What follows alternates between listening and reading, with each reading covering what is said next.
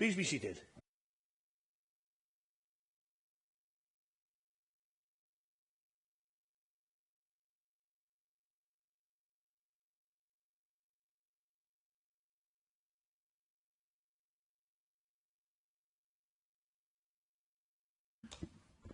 Why I'm looking around is because at the last meeting I asked for people to swap seats, but it seems that that hasn't happened today. But there we are, don't matter.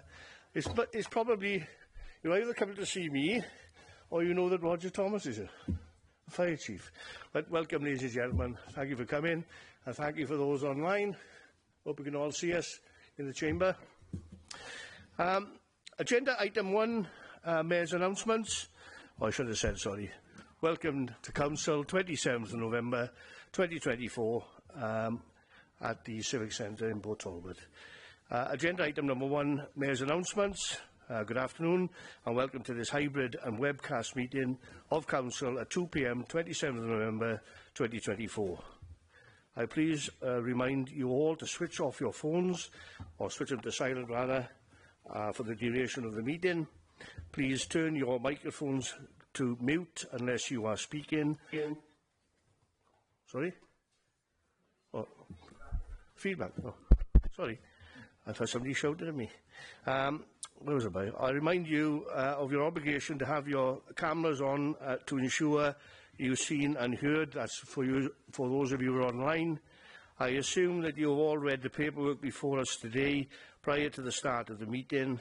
I would like to take this opportunity today to welcome Ms Frances O'Brien, our new Chief Executive, as it's her first full Council meeting to preside over this Council with us. So, Frances, over to you.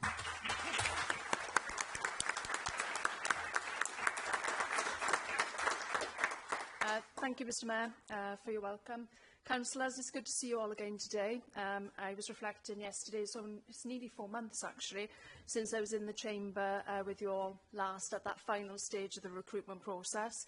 And it's a great privilege to be here today and to be appointed as your Chief Executive. I really am looking forward to working with you all. And whilst we, like every other local authority in Wales, are continuing to face significant challenges, increased demands upon our services, and within the context of financial difficult landscapes, all the officers that I've met so far are incredibly positive, optimistic and focused upon delivering the services that we provide, and that they're all proud of the place that we live in and we're from. People in Neath Talbot are resilient, they're resourceful, industrious and creative. We also have a really strong sense of community. These qualities are in abundance and cannot be taken from us and are fundamental to who we are. It's been a busy 10 days since I started here, but I'm proud to be able to share that this week we can announce that the Celtic Freeport is open for business. And I believe that this is just the start of the shift in the fortunes for our area. The floating offshore wind industry offers us a once-in-a-lifetime opportunity to create thousands of jobs and to expand our economy. I'm pleased to say that our doors are now open for those who wish to join us on this journey. I'd like to make a special thank you, if I may, Mr Mayor, to Nicola Pearce, Craig Griffiths, Hugh Jones and Karen Jones for all the hard work that they have done with our partners, ABP, Pembrokeshire County Council and the Port of Milford Haven to have got us to this stage. It really is now systems all go. Thank you, Mr Mayor.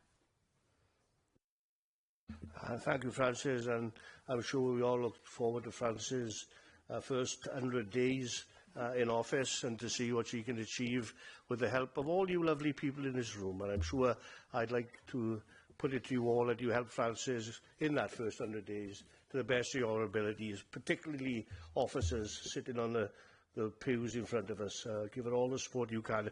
It's very important in these vital, crucial times for all our communities. So, well done. Thank you. Agenda item 2, Leader, it's over to you, my friend. Diolch, thank you, Mr Mayor. Thank you, Matthew. And can I also put on record a welcome to our new Chief Executive, Frances O'Brien. I'm sure full council will be the first of many for the business of this council. Can I also, building on what our Chief Executive has said this afternoon, today does mark a pivotal moment of Neath Talbot with the opportunities of the Celtic Freeport offers. We are entering a new era, ready to revitalise the region. As you say, it's all systems go. Further information will be shared with all members as and when we have it. I also wanted to update councillors on recent announcements from the last Tata Steel Transition Board meeting. The Secretary of State for Wales, Joe Stevens, revealed a £13 million business start-up growth and a resilience fund. The initiative assists former Tata Steel employees, contractors and their close family members in starting their businesses, also offering grants up to £10,000.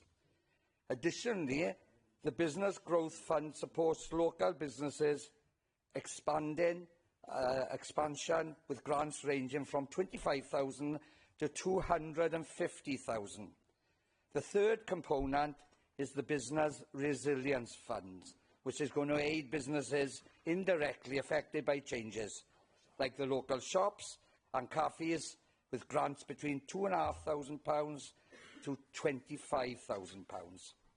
We are already collaborating with Business Wales, Welsh Government and UK Government to roll out these funds swiftly, and more information on this of accessing them will be forthcoming. I enthusiastically support these funding packages designed to bolster both new and existing businesses in our communities. The steelworks have been an integral part of our economy for over a century. Changes affect not just Tata Steel workers, but extend to other interconnected businesses. So since Neath Talbot Council pledged to interview former Tata Steel employees, of those facing redundancy, if they meet our criteria, we have interviewed 87 applicants, which have been built into a figure which is with one individual who has applied for multiple positions, which distorts the figure slightly. However, this still demonstrates our commitment to facilitating workforce transitions within our communities. And I can confirm that 10 from that figure has now been offered employment with our organisation here at Neath Talbot County Borough Council. Thank you, Mr Mayor.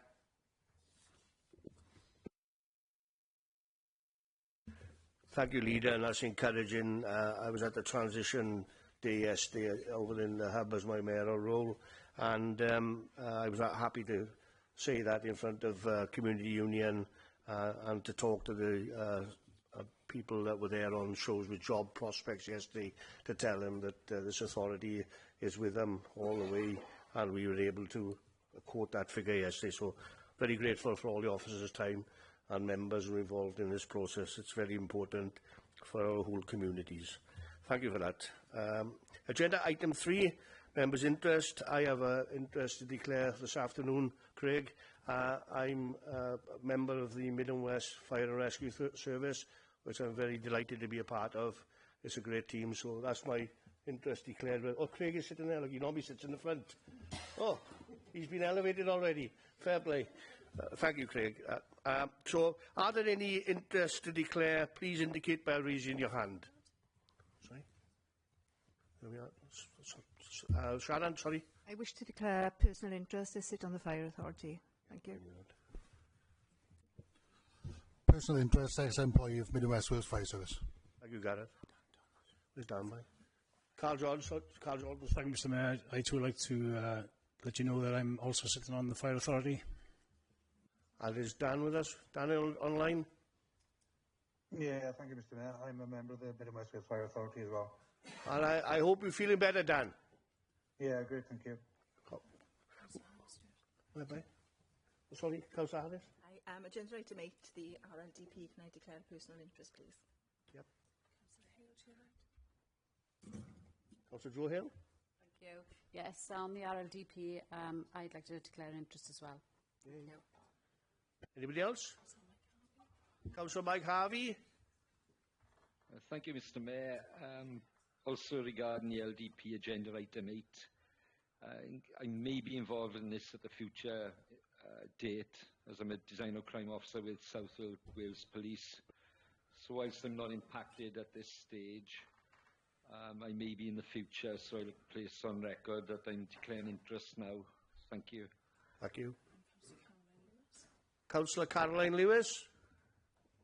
Yeah, I've got to declare an interest in the RLDP as well. Okay, I think that's everybody. Thank you all for that. I'll read that a bit. Stacey, we're going to ask Stacey as well. What's she by today? All right, they're all moving around here. Okay. It's like musical chairs here today. Agenda item 4, previous minutes. Please see minutes of the previous meeting of Council attached at page 3 to 6.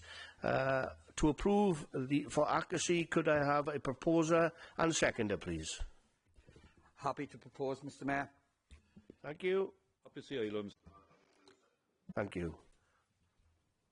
Is there anyone who wishes to abstain from the vote? Please raise your hand. You see no abstentions, Mr. Mayor. Thank you, Stacey. Council, if you do not indicate to the contrary by raising your hand, it will be assumed that you are in favour of the recommendations. I see no indications of the contrary, Mr. Mayor. Therefore, those minutes have been approved as an accurate record. Thank you. Thank you, Stacey. Agenda item 5, public question time. I can confirm that we have received no notifications to speak at today's meeting. Agenda item 6 is the annual presentation from the Mid and West Fire Rescue Service to Council. I'd like to welcome the Chair of the Fire Authority here today, Councillor Gwynfor Thomas, along with the Chief Fire Officer, Roger Thomas. They're not related, but Gwynfor looks, I think Gwynfor could be his dad. And, of course, the 151 Section Officer, Sarah Mainsbridge, which is our appropriate officer for all the figures. So, welcome all. So, over to you, Roger, and whoever's presenting first. Thank you, Mr. Mayor. Diolch yn fawr. Just for clarity, Sarah's our younger sister as well. So, yeah, thank you very much. Diolch yn fawr am y gwahoddiad I fod ma ymuno. So thank you for the invitation to be here today in Neath, Talbot. The Council. Could I just say, on the back of your welcome to Frances, I sat on the stakeholder panel, which informed the decision to bring Frances in here, and I will say she was an exceptional candidate. So just to put that on record in terms of my involvement in that process as well. So thank you. This is an annual presentation, as you'll be aware, members, in terms of our current challenges within the Fire and Rescue Service. And the presentation will be in 2 parts, as we always do. I will do the first half. Happy to take any questions at the end of that. And then Sarah Mansbridge, our Section 151 officer, will take the second part, which will be around financial planning. And again, Sarah and I will field any questions at the end of that, should you need to. We've also got the Chair of the Fire Authority, as the Mayor has outlined, Councillor Gwynfor Thomas. Councillor Thomas is a Powys member. But it's important as well that he is here to perhaps fill in some of the details in terms of the corporate budget planning process, which I will outline as we go through the presentation. What I don't want to do today is to go through old ground. This is my 3rd year as Chief Fire Officer. Appreciate I'll have done this twice before, so I don't really want to replay a lot of previous information. It's important, I think, we do focus on the more emerging and new issues that face us as well. I will, however, provide a little bit of a background, just a little bit of a scene setter more than anything as we go through.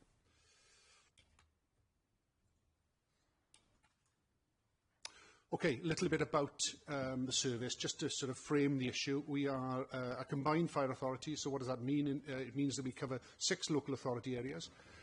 We cover Carmarthenshire, Pembrokeshire, Ceredigion, Powys, Swansea, and obviously Neath, Talbot as well.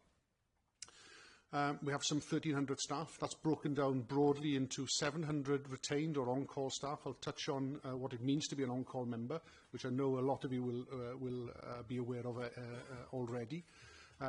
Those individuals are only with us for 2 to 3 hours a week, positive hours. So they are on call, they are retained, is another phrase you may well hear. It's an interchangeable phrase. We have some 400 then whole-time staff, and they are their primary employment, like myself, is in the uniform sector. And then we have some 200 corporate staff sit in our sort of back office functions, as you will have in the council as well. So, departments such as finance, HR, estates, IT and the like as well. So that's the broad makeup of the service. We cover some 12,000 square kilometres. It's a huge area. After the Scottish Fire and Rescue Services, which is one service, and Northern Ireland, again a singular service, we cover the largest landmass across England and Wales. So it is a huge area. A lot of different challenges with that, from our sort of heavy industrial, densely populated areas around Neath, Talbot, Swansea, and you go further west to more farming communities, go further west again into Pembrokeshire, where we have the petrochemical industries, and then north into the more remote rural areas as well. So providing a service across, differing geographic areas is obviously a challenge for us as well, but it is a feature of our service. Within that area, we cover some 913,000 people. That will swell, obviously, during times of tourism and obviously transient population as people come across from Ireland, from ferries, come through our patch across the M4 and the like as well. So it will swell, dependent on times of year and travel and the like as well. Some 432,000 domestic premises. Now, we have no statutory right or duty to enter into people's private homes.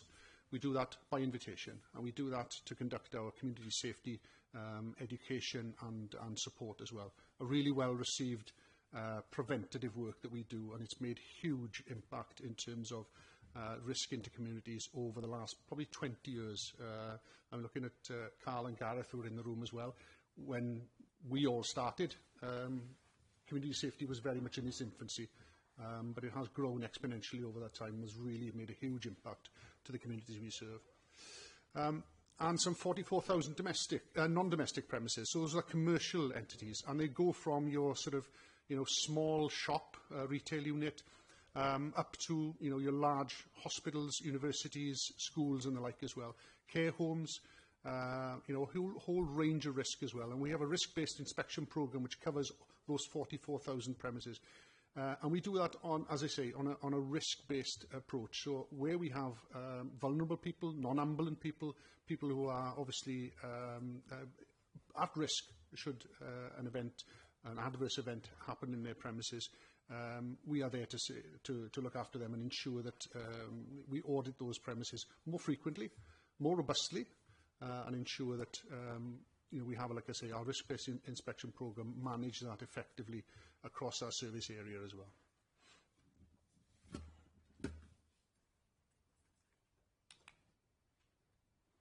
Okay, this is the second or last slide really in terms of giving a little bit of a picture and giving the size and scope of the area. You'll see there that our 6 local authority areas are covered.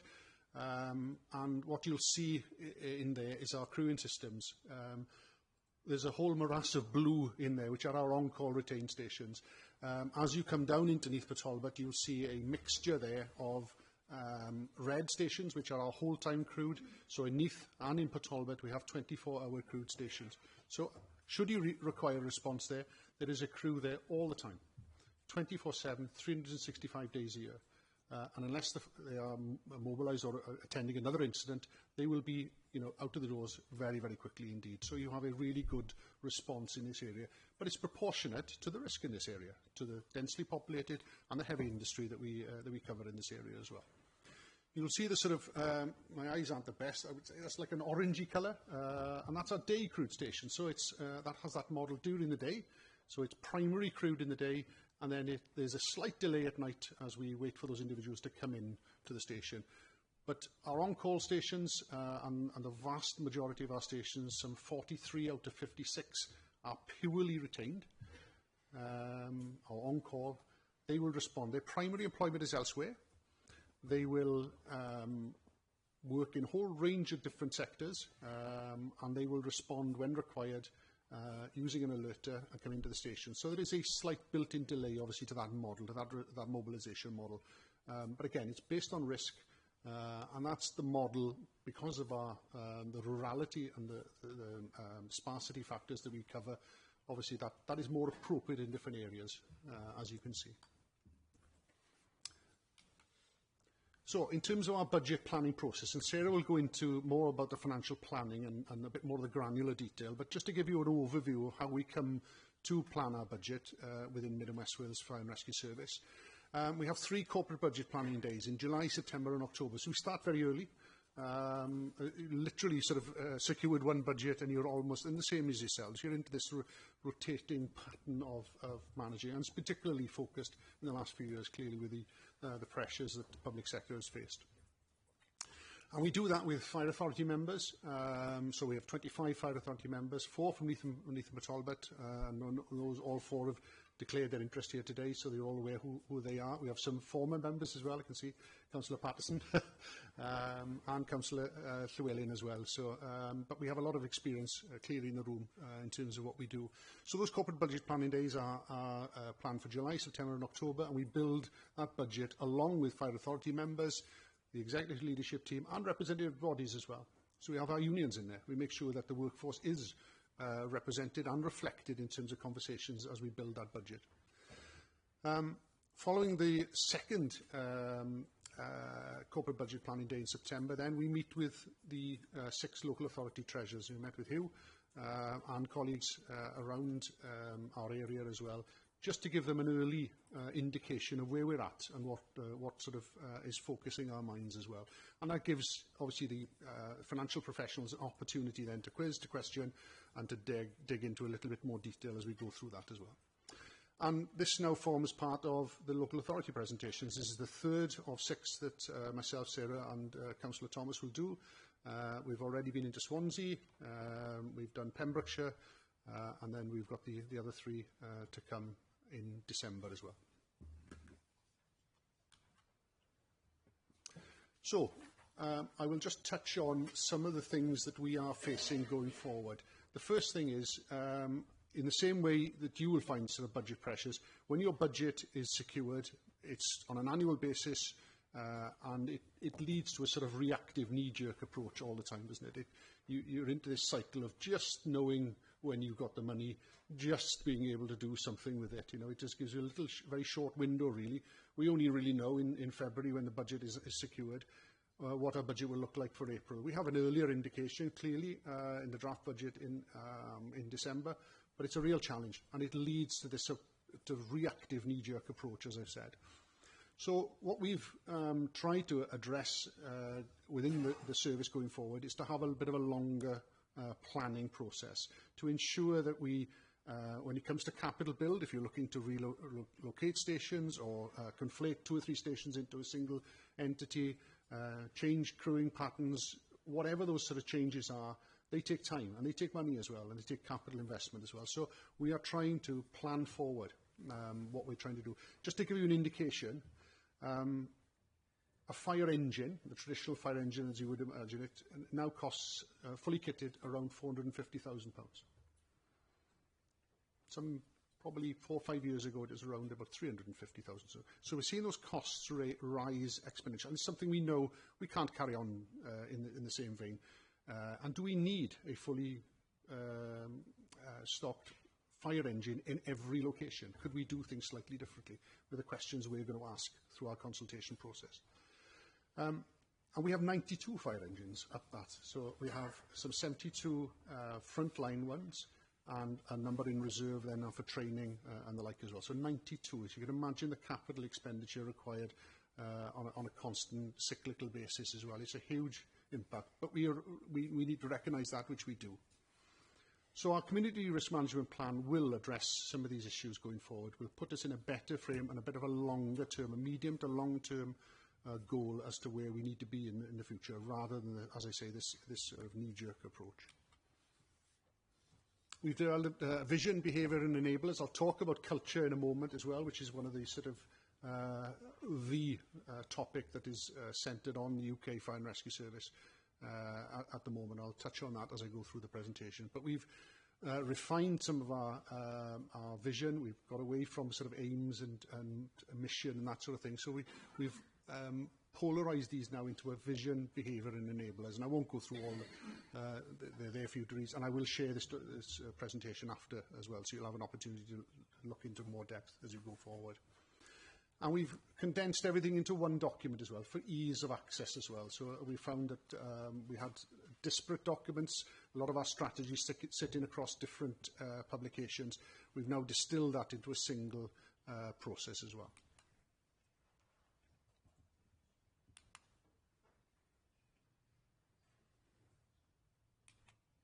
Oh, there we go. And we've developed 8 improvement and wellbeing objectives. We are a statutory partner along with yourselves in the Wellbeing of Future Generations legislation. So we sit on 6 public services boards. I'm the vice chair, as it happens, of Neath Talbot, and also Swansea as well. So we are fully immersed in that. We're one of 4 statutory partners, and we align our views and our strategies into our wellbeing of future objectives as well. And again, I won't go through each of those, but just to touch on a couple. I'll touch on culture through the presentation, and I'll touch on on-call as well, because those are the real things that are driving us and challenging us going forward as well. But you'll see a lot of those, I'm guessing, will be within your sort of strategic plans as well, notably around climate change as well, which is another feature of this presentation as well.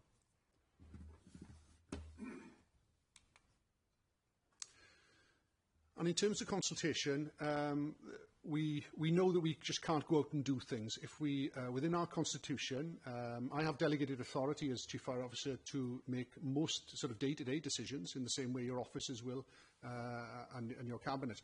However, when it comes to any sort of major structural change, it needs to go out. We need to talk to the public that we serve and who pay for our services as well, to ensure that the things we are planning to do are the things that they want us to do as well. So we are embarking at the moment on a year-long consultation process which will enable us to garner views from the public, shape our strategy going forward, and make sure that what we do deliver in the future is aligned to our public needs and our risk profile across our communities as well. So it's just some of the key dates that we've outlined there as well. Okay, I'm going to touch on some of the key issues within the UK Fire and Rescue Services. Some of these will not be a surprise to you at all. First and foremost, culture. We know that the culture within our sector needs addressing. Simple as that. You will have seen our closest neighbours, South Wales Fire and Rescue Service. The report that came out of there was commissioned and delivered by Fenella Morris KC, was damning in terms of the institutional behaviours and culture that was relevant within that organisation. It led to the then Chief Fire Officer retiring from the service, and the removal of the Fire Authority there, and a temporary commissioning model putting in. So there are 4 commissioners who oversee the duties of a fire authority within South Wales. I'll talk about that in a little bit more detail as we go through. Climate change, well, that affects us all. We know that, and I'll talk about the presentation that we received into one of our corporate budget planning days on climate change. And they affect the Fire and Rescue Service probably disproportionately, I'd suggest, in terms of 2 features as well on that. Our on-call, and this is something I have brought a number of, every time I've come into councils, local authorities, I've raised about this issue about on-call. It is an unsustainable model, quite simply, and I'll talk about that. Grenfell, whilst that happened many miles away in London, the impact and the corresponding legislation that's come out of that will impact within Wales and will impact within our Fire and Rescue Authority as well. And finally, contaminants. I'll talk about the work that we're doing to ensure that our firefighters are as safe as they possibly can be, whilst recognising that it's a hazardous profession. We need to ensure that people are protected as best we can. So, organisational culture. We know that the Fire and Rescue Service, like I say, has been in the spotlight for all the wrong reasons over the last sort of a couple of years. Started in London Fire Brigade with the death, the tragic suicide of a young firefighter there, the corresponding investigation that looked into his death raised a number of issues in terms of racism, bullying and harassment as well.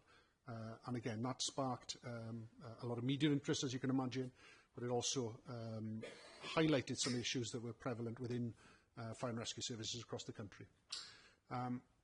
We are in the process now of undertaking an external review, which is in train at the moment, and we hope to have that published out into the public at the end of January as well. So lots of challenges for us. But what have we done? Well, we haven't sat on our laurels. We have put a full plan in place to address some of the issues as well. We have a Culture and Inclusion Board, which I chair, and a Culture and Inclusion Working Group, which sits below that, which informs that process as well. And that's taken from a sort of cross-section of the organisation, and that feeds in an action plan that we are addressing and looking to improve as well. I won't go through each of these now, but we're improving training, so active bystander training, to give people the skills when they do recognise and witness things in the workplace, that they don't walk past it. They raise it, they challenge it, and it gives them the skills and the knowledge to be able to do that as well. And we put a number of boards in place, professional standards, safeguarding, to ensure that we are addressing the issues. I will hold my hand up. I know, and we know, that we've got issues. We know that we've got things that should not happen in a workplace, and we will root them out, and we will address them. I can assure you of that. I talked about the independent review then. Well, that will come through in January, and we will learn from that as well. I sense it will be uncomfortable. I've no doubt it will uncover, and the media then will pick up, as you'll be aware, as you'll all be familiar with, it will pick up on the negative stories again. So, you know, we know, I don't have to tell yourselves as elected members, it's, media will often pick up on the negative stories as well. Okay. A little bit, and this is quite timely really after the last weekend we've had, you know, some of the challenges we've got in terms of climate change. And again, in our second corporate budget planning day, we had a presentation from a gentleman called Alwyn Harris from the Met Office, who gave us a bit of an indication of what we are likely to face in the future. Again, all of this won't be of a surprise to you. The local picture there, as you can see, is the aqueduct at Aberdillis. So I know you'll all be familiar with that. These pictures, these scenes are far too familiar and happening far more regularly than we can ever imagine as well. So your 1 in 30-year event is now becoming a 1 in 4 or 5 year event. You know, it's becoming more frequent and more challenging as well. So just some information he gave, and I won't go into the slide in detail. What you should pick up is the black line, the black trend line that takes you through. It's over a 130-year reference period, but you will see that the mean temperature in Wales has been rising over that time. This won't be a surprise to you, I know. What does that mean for fire and rescue services?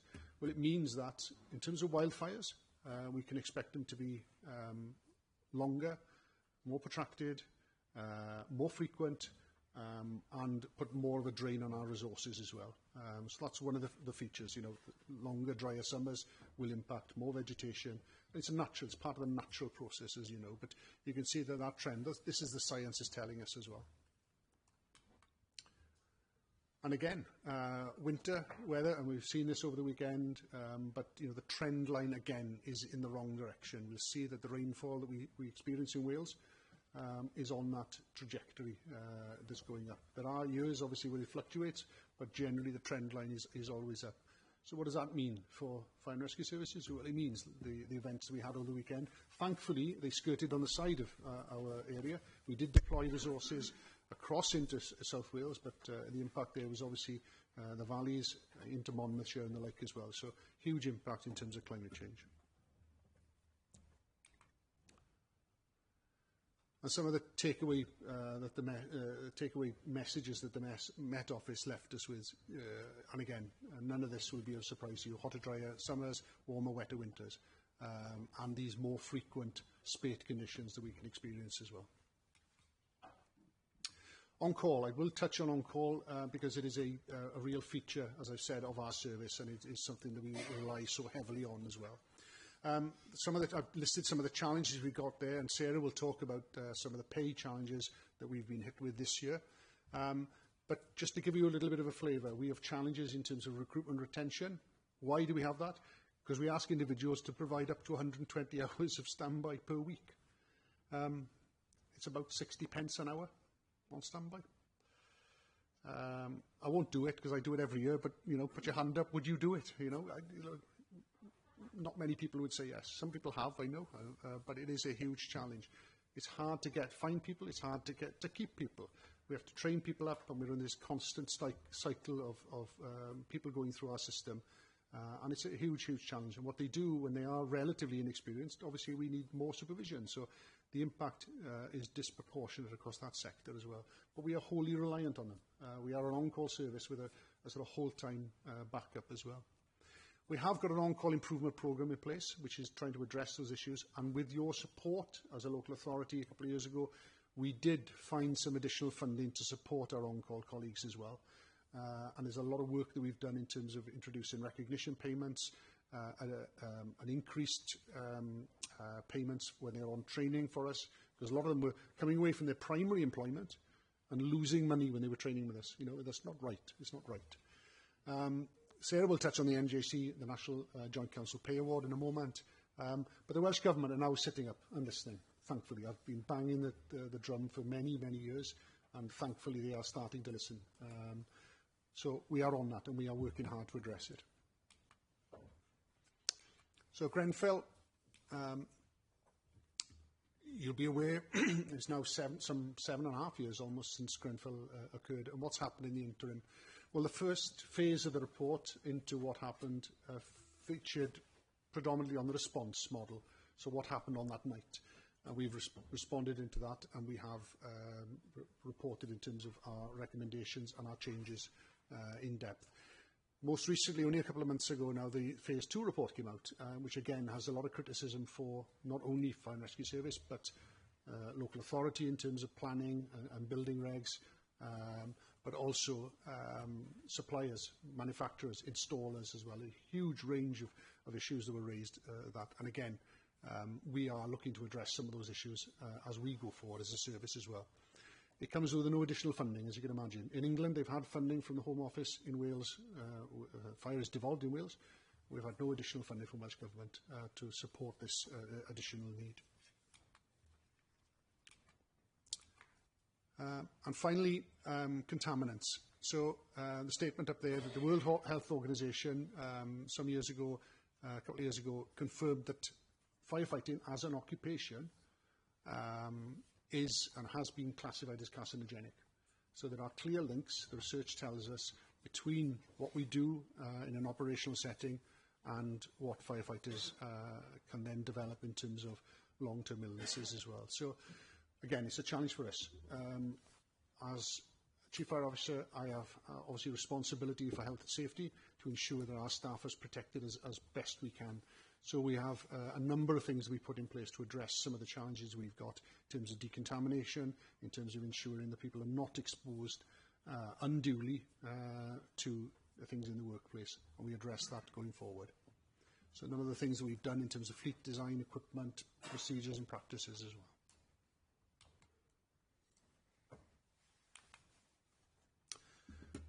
That brings the end of the sort of operational section, and again, I've tried to focus on newer things as opposed to telling you things that you've probably heard before from myself in these over the last couple of years. I'll happily take any questions at this point, or you may want to park them then until Sarah's presented on the financial planning aspect as well.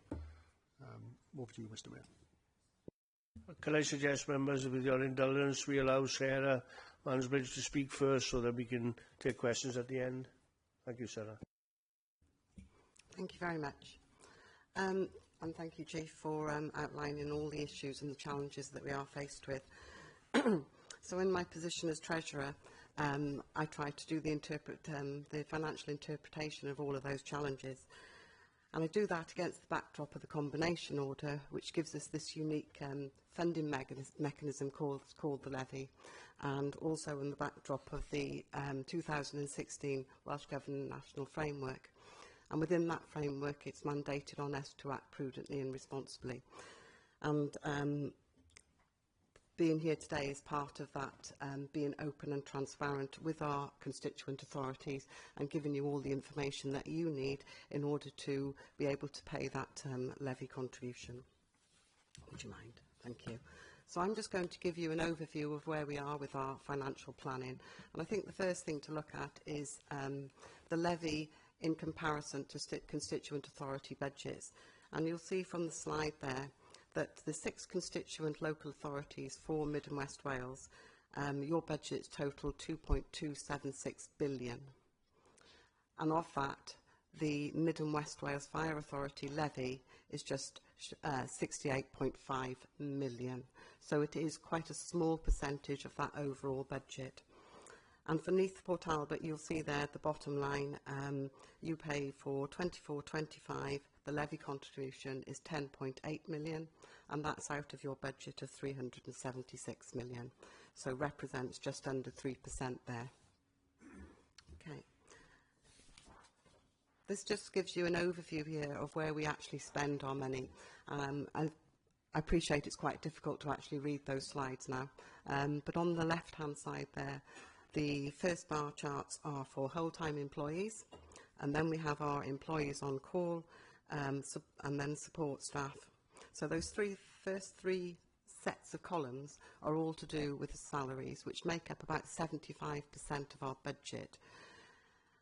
And what I need to say there is very much that the NJC that do the pay awards, etc., are outside the control of the Fire Authority. So, for example, with our whole-time employees and our on-call employees, over recent years we've seen increases of 7%, 5%, and this year 4%. And those pay awards are not within our control as a Fire Authority. And what you've got then are our non-pay budgets, which have been obviously, like yourselves, impacted by inflation and the cost of living crisis. And the other one that I would like to draw your attention to is the capital financing and leasing charges. So this is for paying for our capital programme, for investment in our capital programme. And we have minimal funding streams. So the majority of our funding of our capital programme has to be prudential borrowing. So we have to go out and borrow, and we have the interest costs. We've got very limited reserves. We have very few grants. So the majority of our funding is actually prudential borrowing and incurs that additional cost then. Thank you. Just to give you then an overview of our usable reserves, so this is all about our financial resilience, and you can see there that we have had a marked fall in our reserve position, so in both cash terms and real terms. So we have a general fund balance of 2 million, which we deem to be adequate. It's certainly not huge, as you can see. And then we've got earmarked reserves of 4.116 million.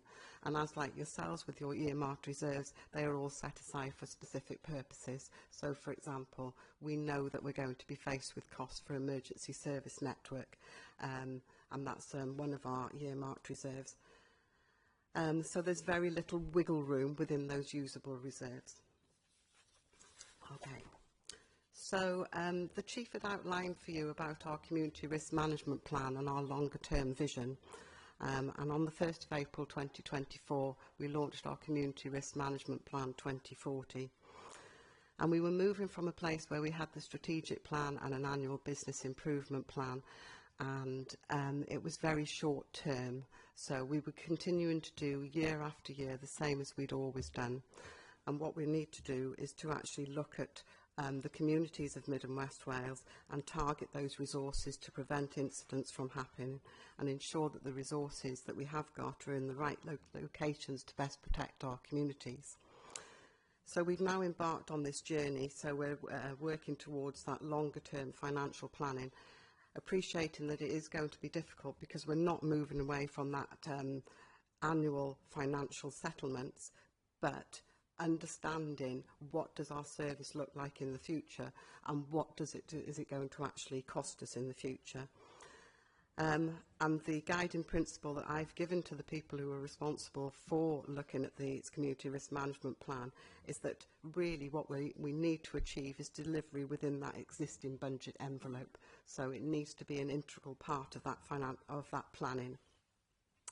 So what we find ourselves in is this the bit in the middle, the mind the gap bit. So from where we are to how are we actually going to deliver this community risk management plan. So over the next 2 financial years, making sure that we continue to deliver our services and protect our communities. And we do that in the most cost efficient manner, whilst we're making that transition to how it's going to look. And we don't know how it's going to look because we're obviously going to just launch in the consultation period. So I'm very keen to ensure that during this interim period that we keep a very tight hold on our finances, and to that end we launched a value for money exercise. And I come here, and this is the 3rd year I've come and presented to you, and to give you that reassurance that we always strive to achieve value for money. We have in place a financial management framework. We have workforce planning arrangements, and as I said before, the budget makes up, salaries makes up 25% of our budget, and we have good management of our non-pay costs. But I think it was important that whilst we were in this planning stage for the community risk management plan, that we did review where we were with regard to our financial management. And to that end, myself and the Chief, together with our service leadership team and our executive leadership team, basically went back to basics and launched this value for money review.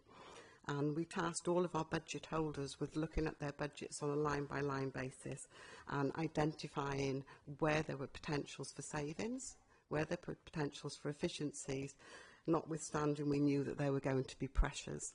And I will say that it was the engagement that we received from the officers from across the authority was second to none. They fully engaged in the exercise. And as a result of that exercise, what we've been able to do is we have been able to identify some savings within year. Some of those are to do with vacancy management. We've identified that there were savings within our premises costs and also savings within our firefighter pension scheme employers' contribution. And whilst those savings are now being used in year to offset pressures, what we are being able to do is to make adjustments to our base budget for 25-26. We've also looked at, I've talked about savings, and I was very specific to say savings as opposed to efficiencies. So with the efficiencies then, we've also done a full review, and a number of departments have identified areas where they are able to make efficiencies. Particularly the one that I would bring to your attention is one where we've made some really good inroads into digitising our training delivery. So with our new recruits, etc., the way that we actually deliver our training. And we're expecting that to deliver an efficiency of approximately 150,000 next year, and then hopefully a further 150,000 the following year, which represents an efficiency on that budget of approximately 10%.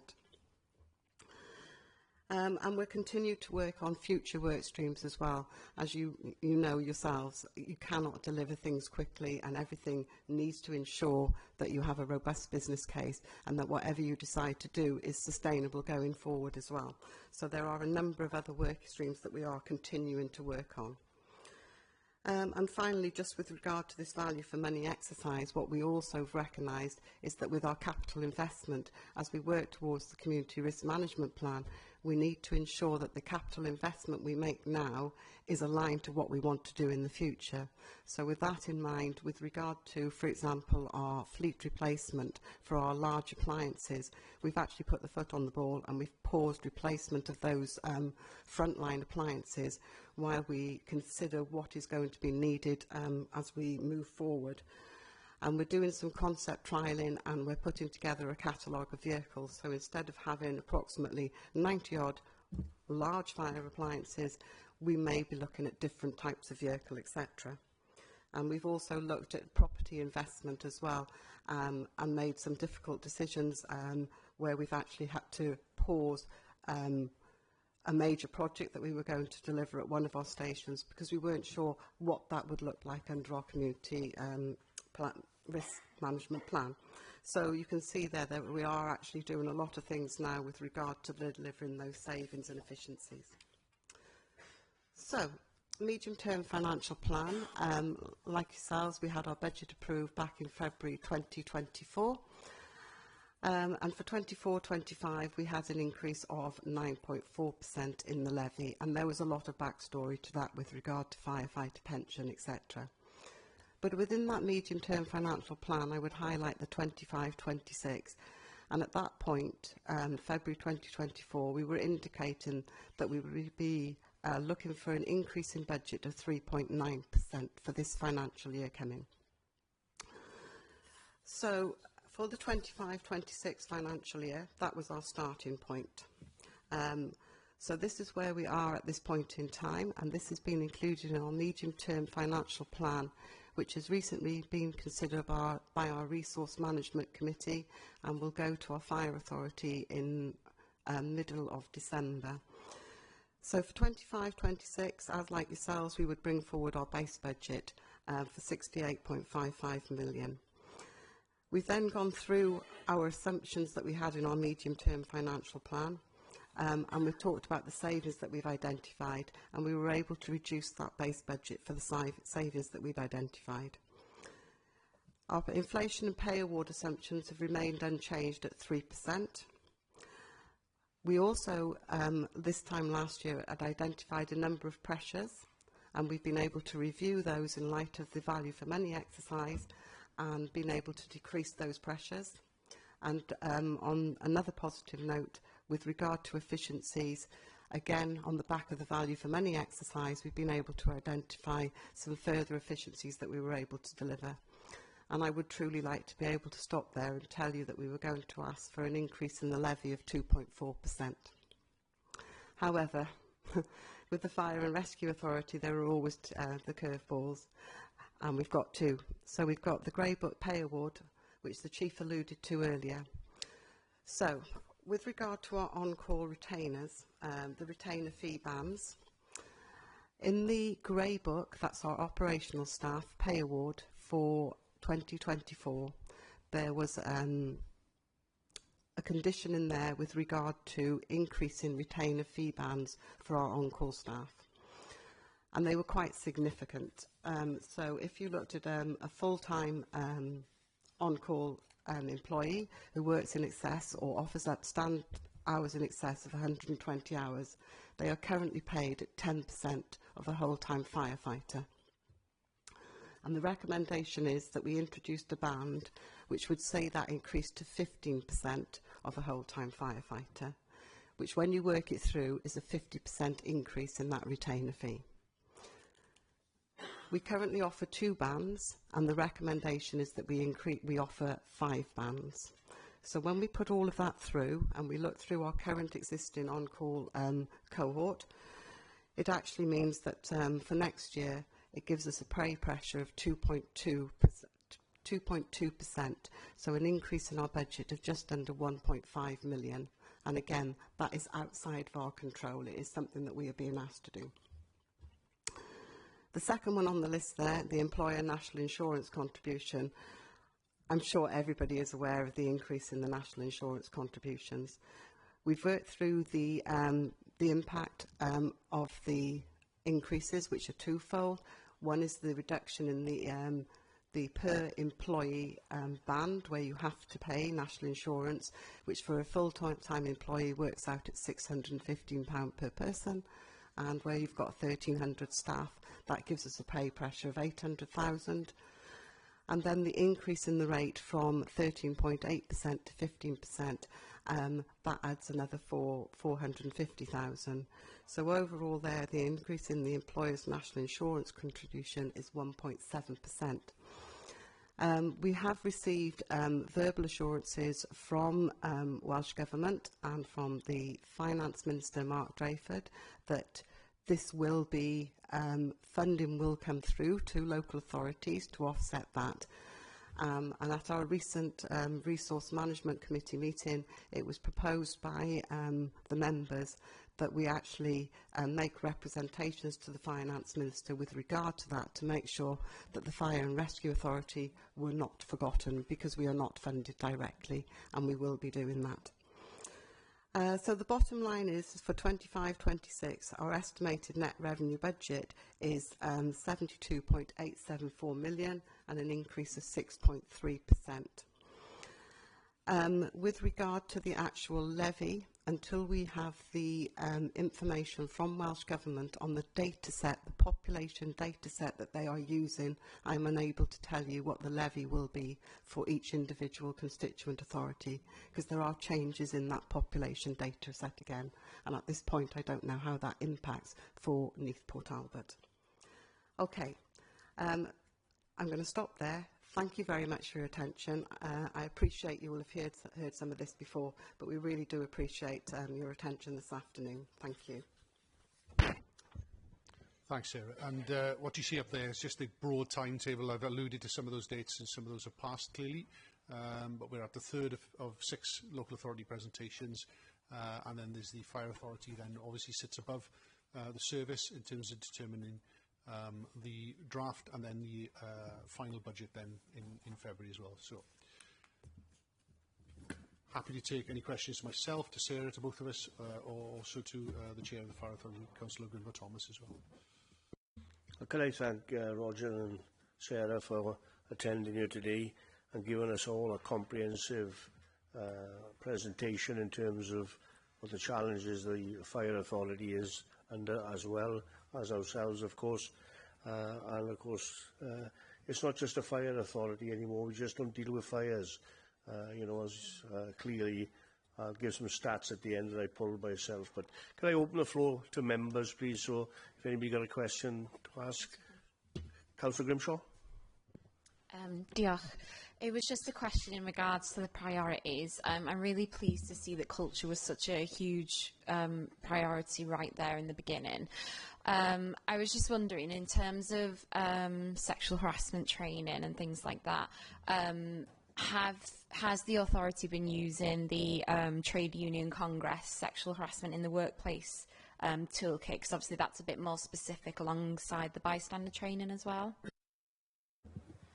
Yeah, thank you. And you're absolutely right. It is one of the features within the culture, whether it's sexual harassment, bullying, discrimination, misogyny. There's a whole range of things that are, you know, clearly inappropriate in the workplace. So what we do, we have a range of training that's in train at the moment. Excuse the pun. Active bystander is now some 75% complete with the organisation. We are rolling out ED&I training, Equality, Diversity and Inclusion training as well, to all staff, and every member of staff will have that training. And we also align then to the VAUDA SV, and we report against that. Our figures from memory, it was a couple of months ago we reported back in, they are really positive in terms of the whole public sector across Wales. But again, we have some scope to improve those figures as well. It's quite challenging. I did touch on the on-call challenges. When you've only got staff with you for 2 or 3 positive hours a week, getting that training across to them can be quite challenging. Hence, we feel some of the figures. So we do align to the VAUDA network, and actually I'm the Welsh representative on the VAUDA SV group as well, within Wales as well. So we feed that back in as well. So, but thank you for the question. Thank you. Councillor Patterson, please. Thank you, Mr. Mayor. Thanks very much for the presentation. Budget were an issue when I was back on the Fire Authority, so I do think that you have got the pressures there coming forward.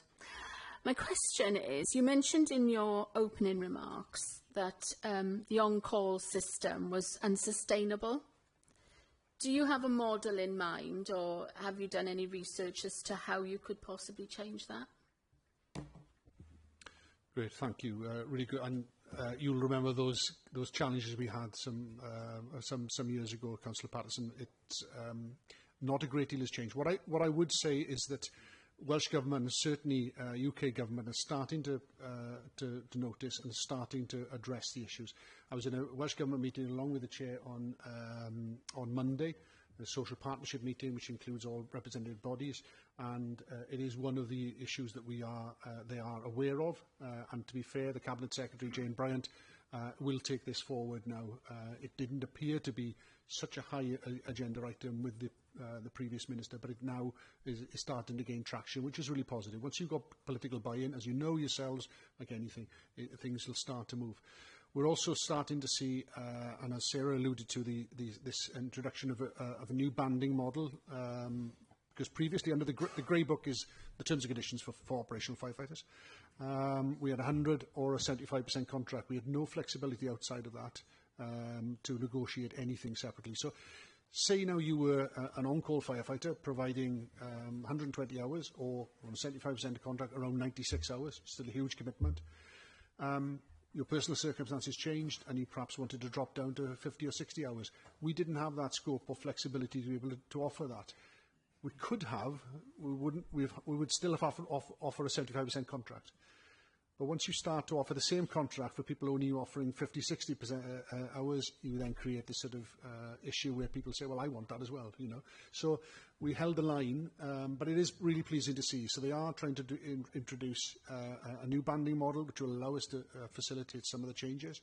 And, you know, as you'll know, when I came to you 2 years ago, we said we are trying to invest in the on-call system. We have done that, and we have seen, and you'll recall, for those of you who were in post at the time,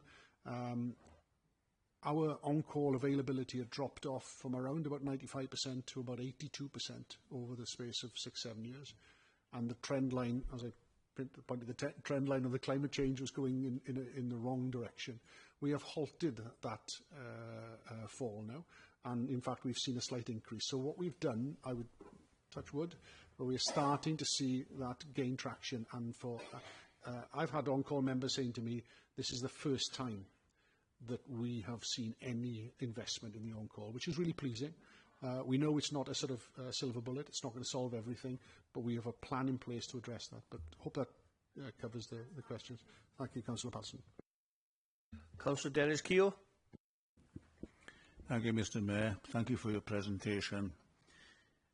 A question really about the future of Port Talbot. Now that production of liquid metal has ceased at Port Talbot, and by the end of December this year, it looks like production in our finishing mills will come to a halt for reasons only known to Tata. What is the level of manning going to be at Port Talbot, bearing in mind that by 2028-29 they will look to produce liquid steel again until the electric arc furnace is built? So what do you have in mind for the future of the Port Talbot station? Thank you. Great. In terms of crewing at the station, it is a 24-hour crewed station. It has a retained element as well. So you have one pump which is immediate response, and then one which will be on a short delay, 5-6 minutes. We can usually get the second appliance out when it's available. I'll put that caveat on it. As we know with an on-call, it is a cheap but a less reliable, resilient model. Whole time is relatively expensive, but is very reliable. This will form part of our community risk management plan. What I would say is the fact that we have we have a whole-time station in Port Talbot is predicated not only on the inherent risk within Tata Steel, but also in the community as well. We know a lot of social deprivation, a lot of chimney pots in the area. We have a motorway running through it. We have forestry. There are a whole range of risks within that area that would be covered by the fire station. So it's not purely around Tata Steel. What I would say as well, and there is perhaps a misnomer out there that large industrial premises are inherently unsafe. What I would say is that they are highly regulated. It's a COMA site, as you'll know yourselves, Control of Major Accident Hazard, which COMA stands for, and they are highly regulated and highly sort of inspected as well. So the standards to which they have to maintain their safety within the premises is beyond what some of our risks out in communities are, you know, your backstreet sort of industrial premises that some of us don't know about, or things going on where, you know, you would assume that are safe, but there are sometimes not. Within a premises like Tata Steel, it is highly regulated and highly policed as well. So in terms of what the model will look like going forward, we will, use our community risk management plan to inform and educate that. But if there are any changes, we would expect that to go out to consultation, because that would represent a major change as well. But at the moment, there are no plans at all. Thank you, Councillor. Next to speak is online. Councillor Rob Jones, please. Thank you, Mr. Mayor. Good afternoon, Roger and Cole. Sorry I can't be in the chamber with you today. Circumstances dictate. I got two questions, but based on the observation regarding Tata Steel, we've currently got 2 coma sites signified in the area, with the possibility of a 3rd coma site, Lanzatech Aviation Fuel, coming on line in the next couple of years. So we're having more industrial stuff in the area in the development plans. That's just an observation. I've got 2 questions, both around finance, but one more specifically geared to yourself. With the authority potentially becoming a precepting authority in its own right, would that then would you still continue to come to the authority on an annual basis to give us an update? Because I know that members do find it interesting, the statistics and how they do change over the years.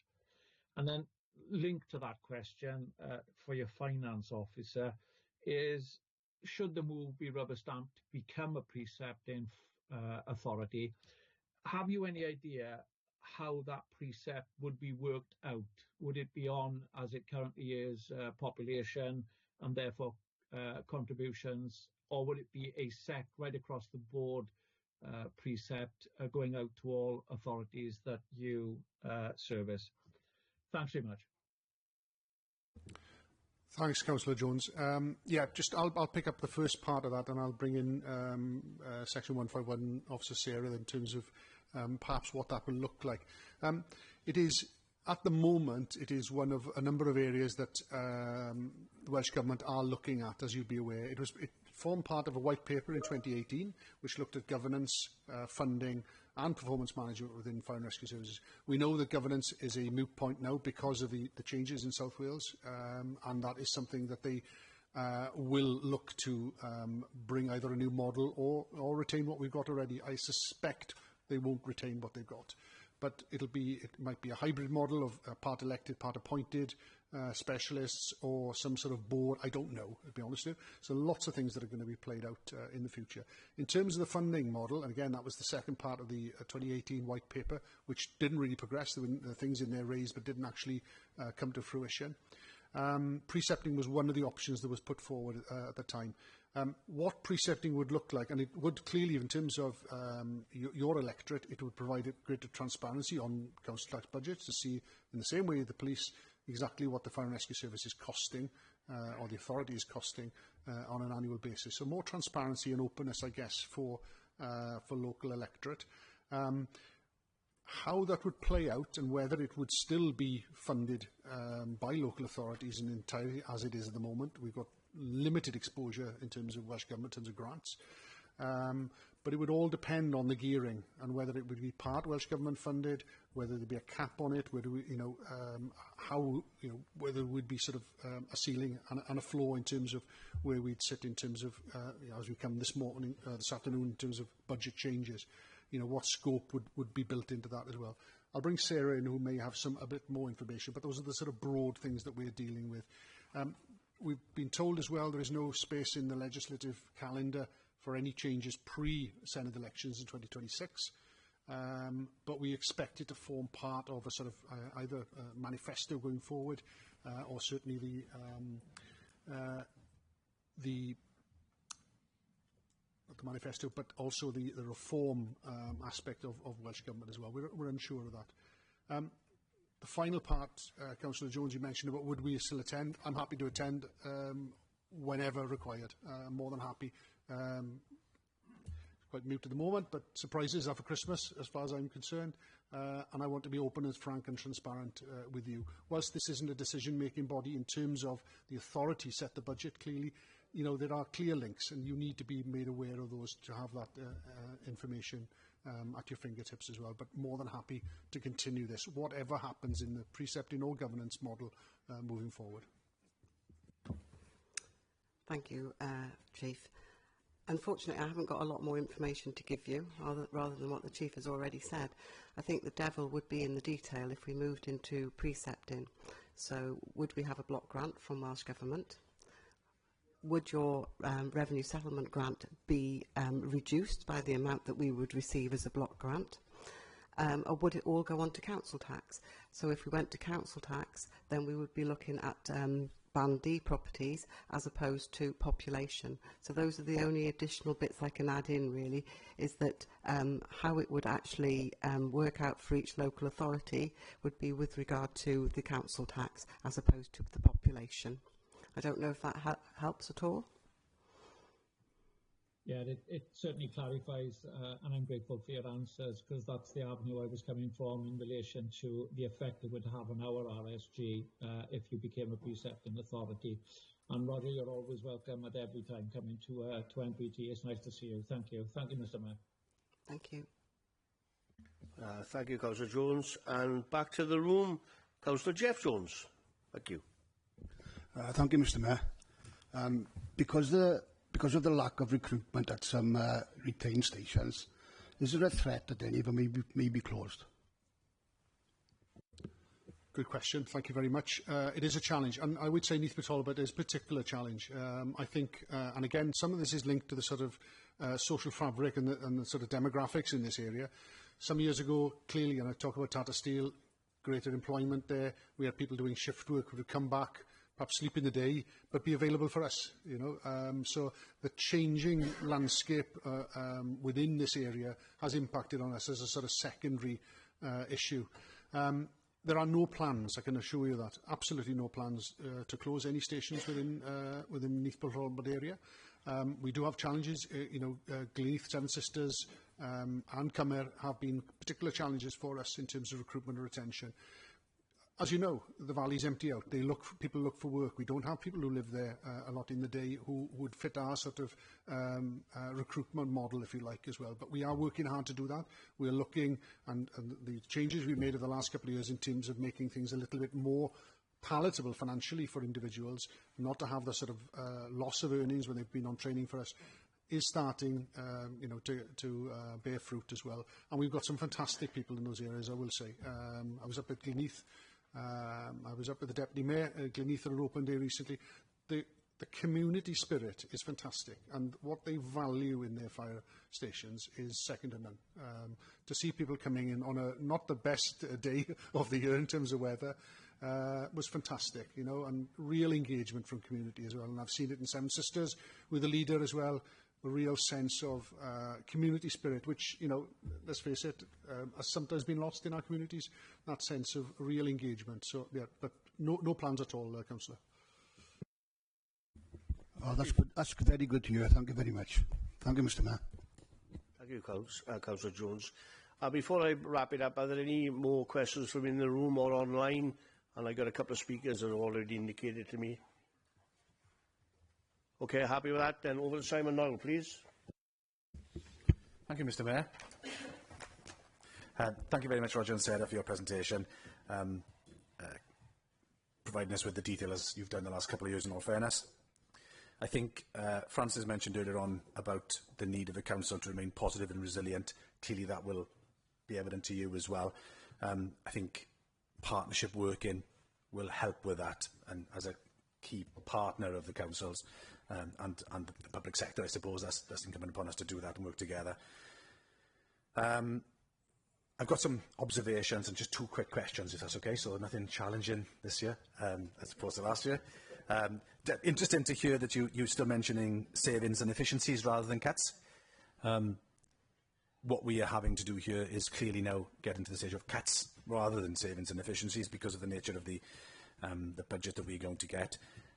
We are, as you are, asking for more money because of the nature of where we are in the world with inflation and things like that, and we understand that. I think looking at the savings proposals in terms of vacancy management and pension details that you mentioned, and the efficiencies regarding digital training, I think I would be right to say, and maybe I'll seek clarity from you, and this is question number one. Members here today and those in our constituencies will be keen to know that the service level that you provide will still be at the level that is expected to ensure that we maintain a good response and we cover things that we need to cover. So perhaps that's the first question I'll ask you there. You mentioned about Welsh Government starting to listen. I think that was regarding pay. I might need to grab some notes of you afterwards as to how you've managed that. Maybe we can pinch a few. Consultation period. Interested to know about the consultation period and how many engage with you actively about that and the responses that you receive. And then finally, it probably is a question that I need to ask. I probably already know the answer, but just to give it some context, the Employees' National Insurance Contributions issue that is being faced by many, you mentioned that you're expecting, or you've had expectations provided to you by the Finance Cabinet Secretary, that it will come fully funded to yourselves. That means it will come fully funded to the local authorities to be able to pass it on to yourselves effectively. My question is a little bit tongue-in-cheek. If we don't get that fully funded, are you then going to still expect to be fully funded from us if we haven't had the funding ourselves for yourselves? Those are my questions. Thank you very much. Okay. Well, I'm going to take the last one first. Because the answer is yes, we will be coming to you, because we haven't got anywhere else to go for that funding. So if we were found to be 1.254 million short in our budget, which is the pressure from the National Insurance Contribution, then obviously we would be looking at severe cuts with the service delivery. So we've included it in the levy. Whether you get the funding or not, the levy request will still be the same. So I think that's the easy one. Yes, yes, sorry. So the second question was around regarding maintaining response, and we were talking about savings and efficiencies, and you were saying that we didn't mention the word cuts. I think it's the reason we don't mention the words cuts is that our service delivery is mandatory. We provide services that we have to provide. We haven't got discretionary services.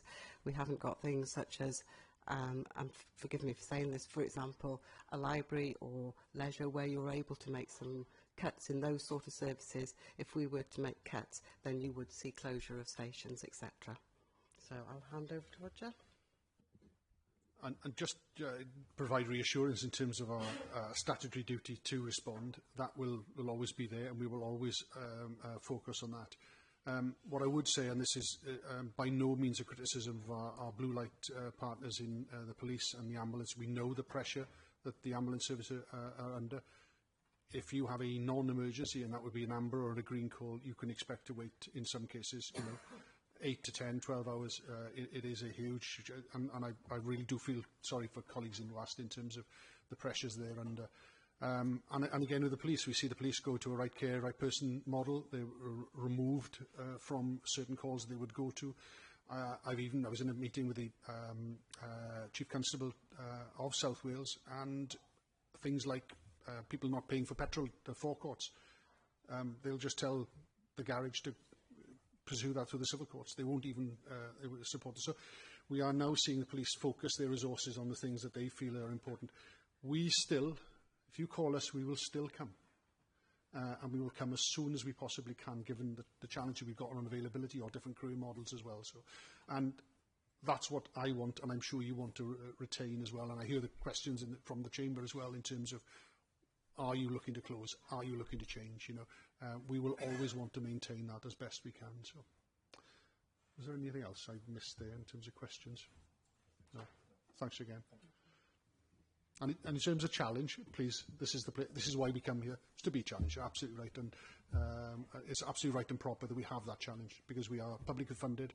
We're accountable to the public, but we're accountable to yourselves as well in terms of our performance. And it's absolutely right that we have challenging times and questions, and we welcome that. I will assure you that.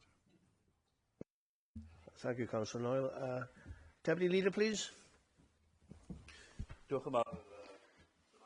Yes, thank you.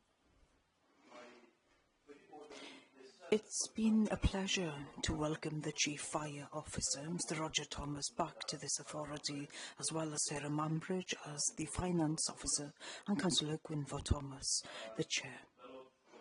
As Roger mentioned, I'm a former member of the Fire Authority, and I've always stated just how much I've learnt during that time, and I've learnt even more today about new developments. It's obvious that we as an authority and a fire authority are facing similar challenges when serving communities and keeping our residents safe. And thank you to Roger and Sarah for an honest and open presentation this afternoon and telling us about those challenges. People often ask us, councillors, on social media especially, what do we actually get for our council tax? And I think we should post a photograph of a fire engine.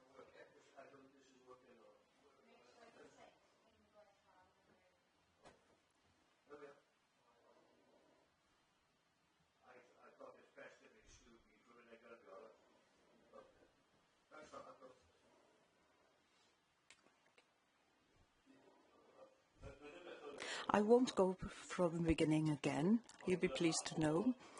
But people often ask us councillors on social media, especially on the social media, what do we actually get for our council tax?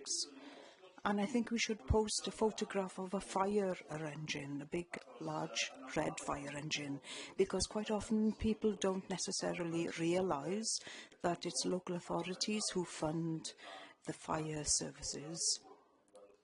But we'll see further that could change in the future, of course. But I'm sure we will continue to deliberate and challenge one another during the funding process. But we certainly appreciate the work and the commitment and the professionalism of the service, and thank you for coming today. Thank you. And it's nice to hear that the service is developing and moving on, and things have changed since you were on the authority, but I'm pleased to hear that, so thank you for those kind words.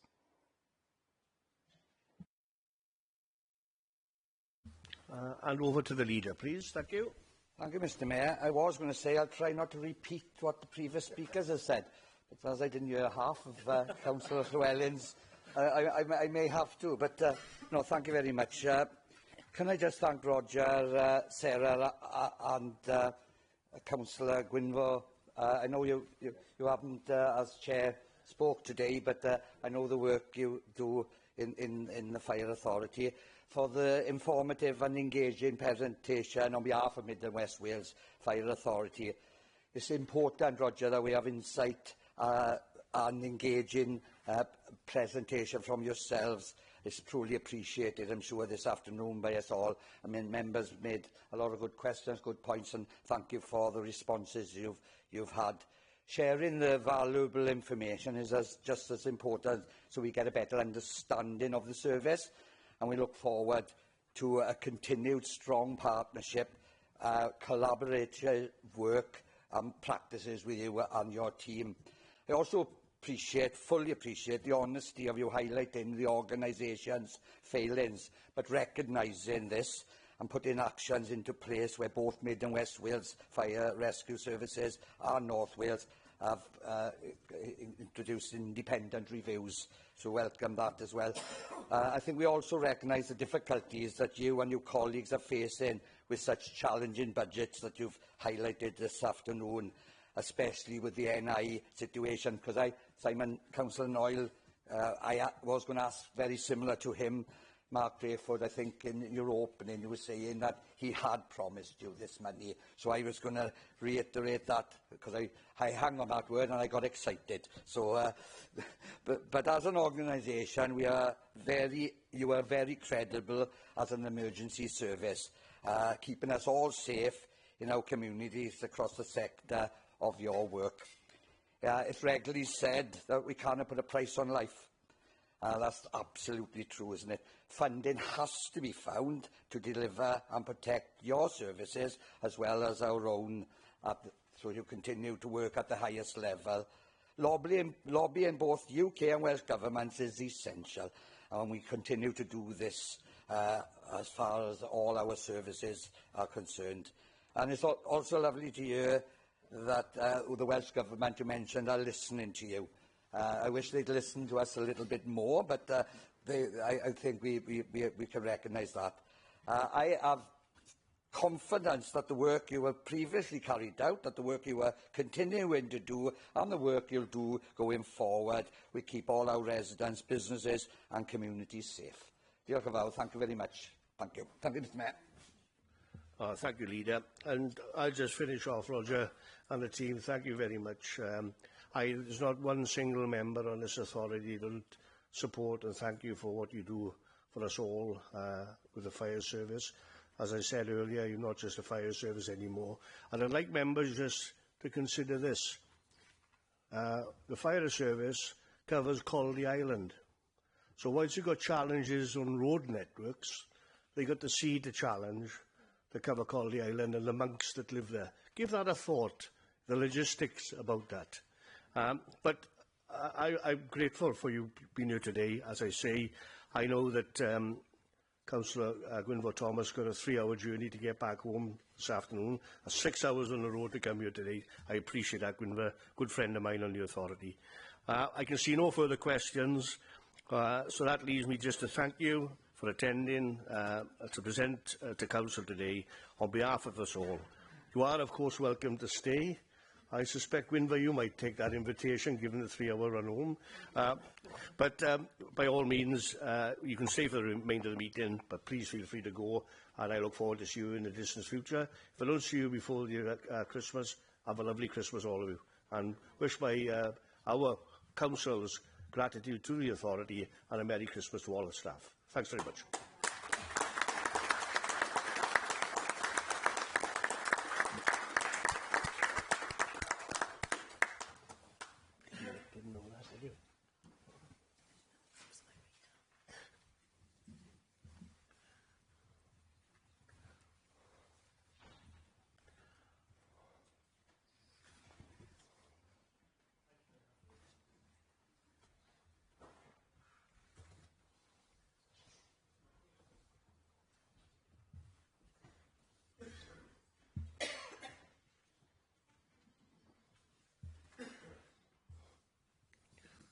If I could just come to one more fact now, they left the room. Just last month alone, 739 incidents were attended, 56 road traffic collisions were attended to, 46 building fires were attended to, and 47 assistance for other agencies. So that's the level of what they do for us, so we can all sleep tight at night. So, you know, I love the fire service. It's an outstanding service. Anyhow, agenda item 7, Gambling Acts Policy. I call upon Neil Chappell, the legal there's a word to say now, regulatory manager, to present the report, please. I used to be the licensing manager, then Craig named me regulatory manager. Nobody can say it. I know. Thank you, Mayor. Afternoon, members. Agenda item 7 is the review of the Gambling Act policy. The local authority is required to review this policy at least every 3 years. As such, we have to have a new policy in place by the end of January 2025. The revised policy being considered today, members, is attached to Appendix 1 to the report. Can I just draw your attention just quickly to page 13? There is a typo. That, of course, should say 27th of November for approval, not the 27th of December. I'm sure nobody wants to be back here on the 27th of December. At the Council meeting on the 4th September 2024, members determined to issue the revised policy for consultation. That consultation was carried out for a period of 6 weeks between September and November and included all the statutory consultees and other interested parties. Members will note 2 representations were received in respect of the consultation, and these are attached to the report at Appendix 2. The 2 responses, members from GamCare and the Swansea Bay University Health Board, and you'll note that both have provided detailed submissions. and they're asking the Council to consider further development of the policy. To address these specific points, it is proposed that work commence immediately on developing a local area profile for Neath Talbot Authority area. And once complete, we'll look to review the policy again. I hope that this next review will coincide with the DCMS's ongoing review of the UK gambling sector. So there's a detailed review going on by the central government, and we're expecting wholesale changes to gambling policies within the UK probably next year.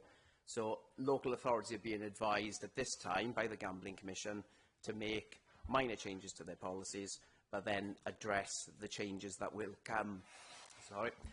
Address the changes that will come next year and make those significant changes to the policy where required. Members, you're also being asked today to renew the no casinos policy. The local authority has always had a no casinos policy in place, and that has to be renewed every 3 years also. So the recommendation today is threefold.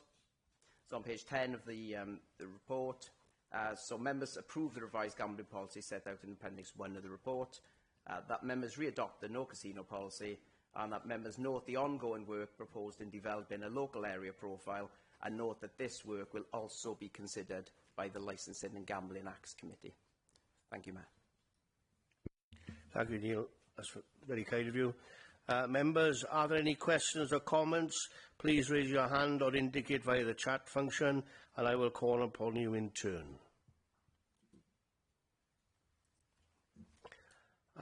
I can see nobody in the room or online. I know that I now refer Council to the recommendation on page 10. Could I have a proposer and seconder, please?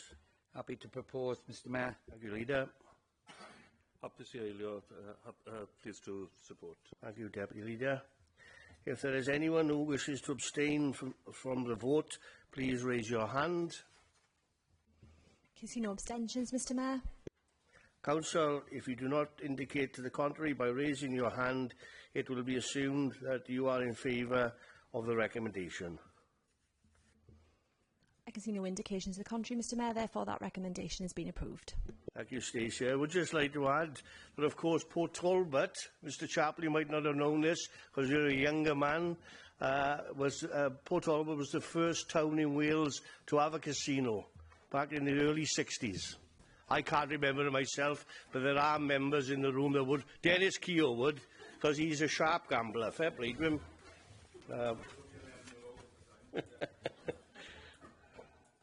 Thanks for that. Agenda item 8, replacement local development plan, preferred strategy 2023 to 2038. Christ, I won't be here. I call upon Wyndham Griffiths, the Cabinet Member for Strategic Planning, Transport and Connectivity, to present the report, please. Thank you. Thank you, Mr. Mayor. I doubt if I'll be here either. As a dead cert. I didn't put myself up first. Where do I go from here then? Okay. Good afternoon, members. Following the numerous presentations and seminars we've recently had, you should be all fully aware of the statutory requirement, purpose and importance of the Replacement Local Development Plan, or RLDP for short. The preferred strategy is the first statutory consultation stage of the RLDP. Preparation, process and following approval of Cabinet on the 13th of November, the Council report regards all members to consider and agree it for public consultation, scheduled to start on the 12th of December 2024 for 8 weeks.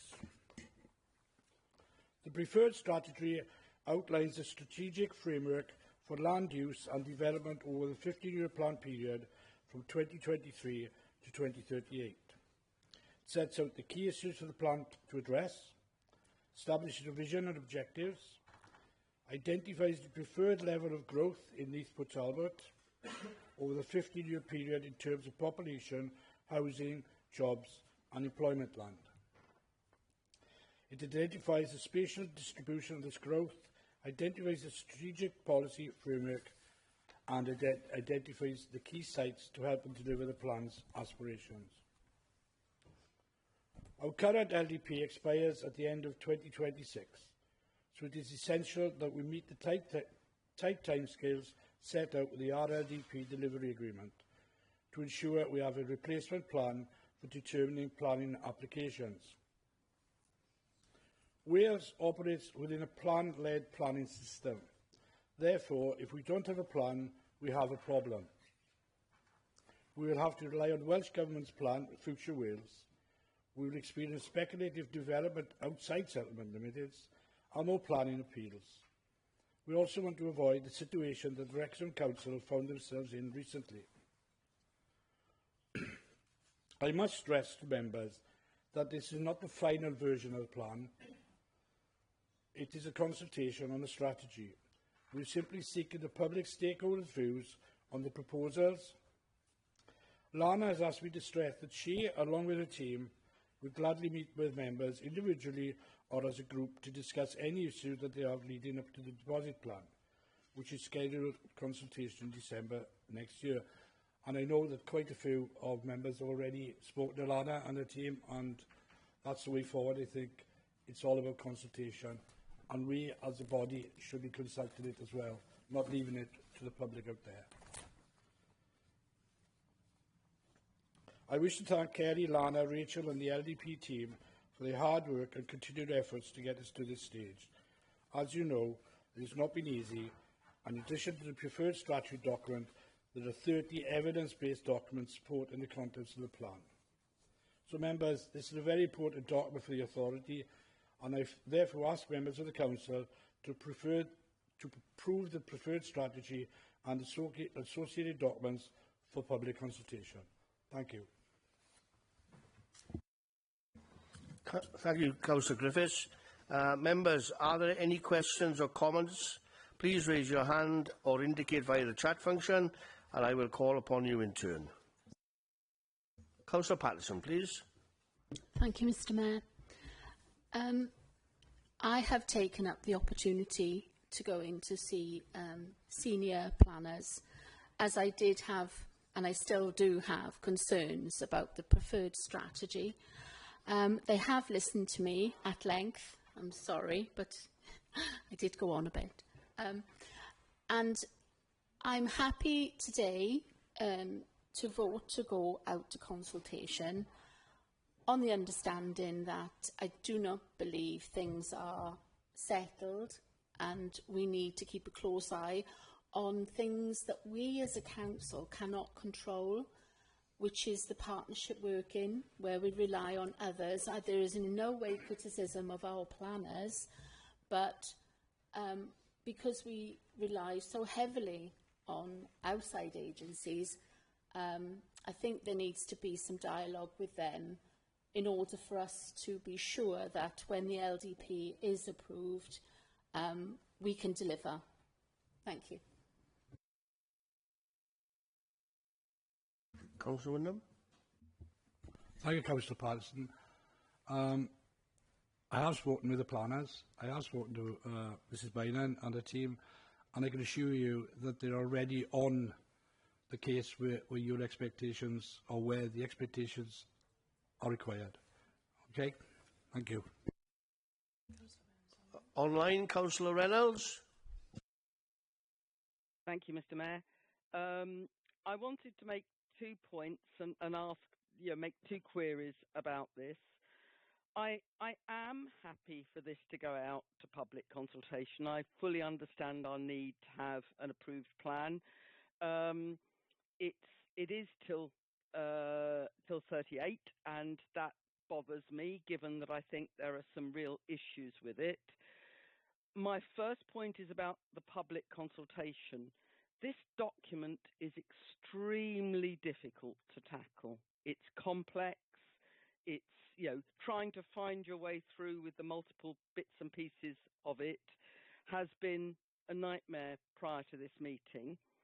And I really am concerned about that being subject to public consultation and people being able to fully understand and engage with the plan and have a meaningful consultation.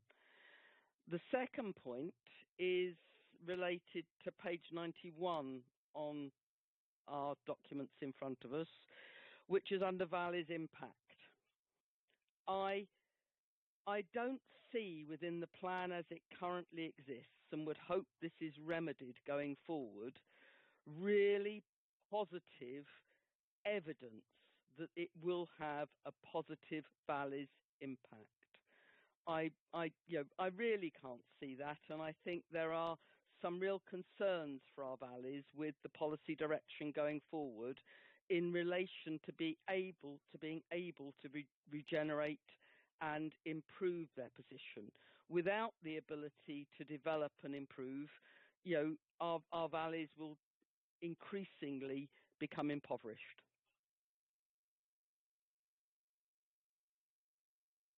I don't know whether, Kerry, you're going to speak on that? Thanks, Kerry. Thank you, Mr. Mayor. Yes, I'll come in initially, and then perhaps I can pass across to Lana to add anything that she feels I've missed.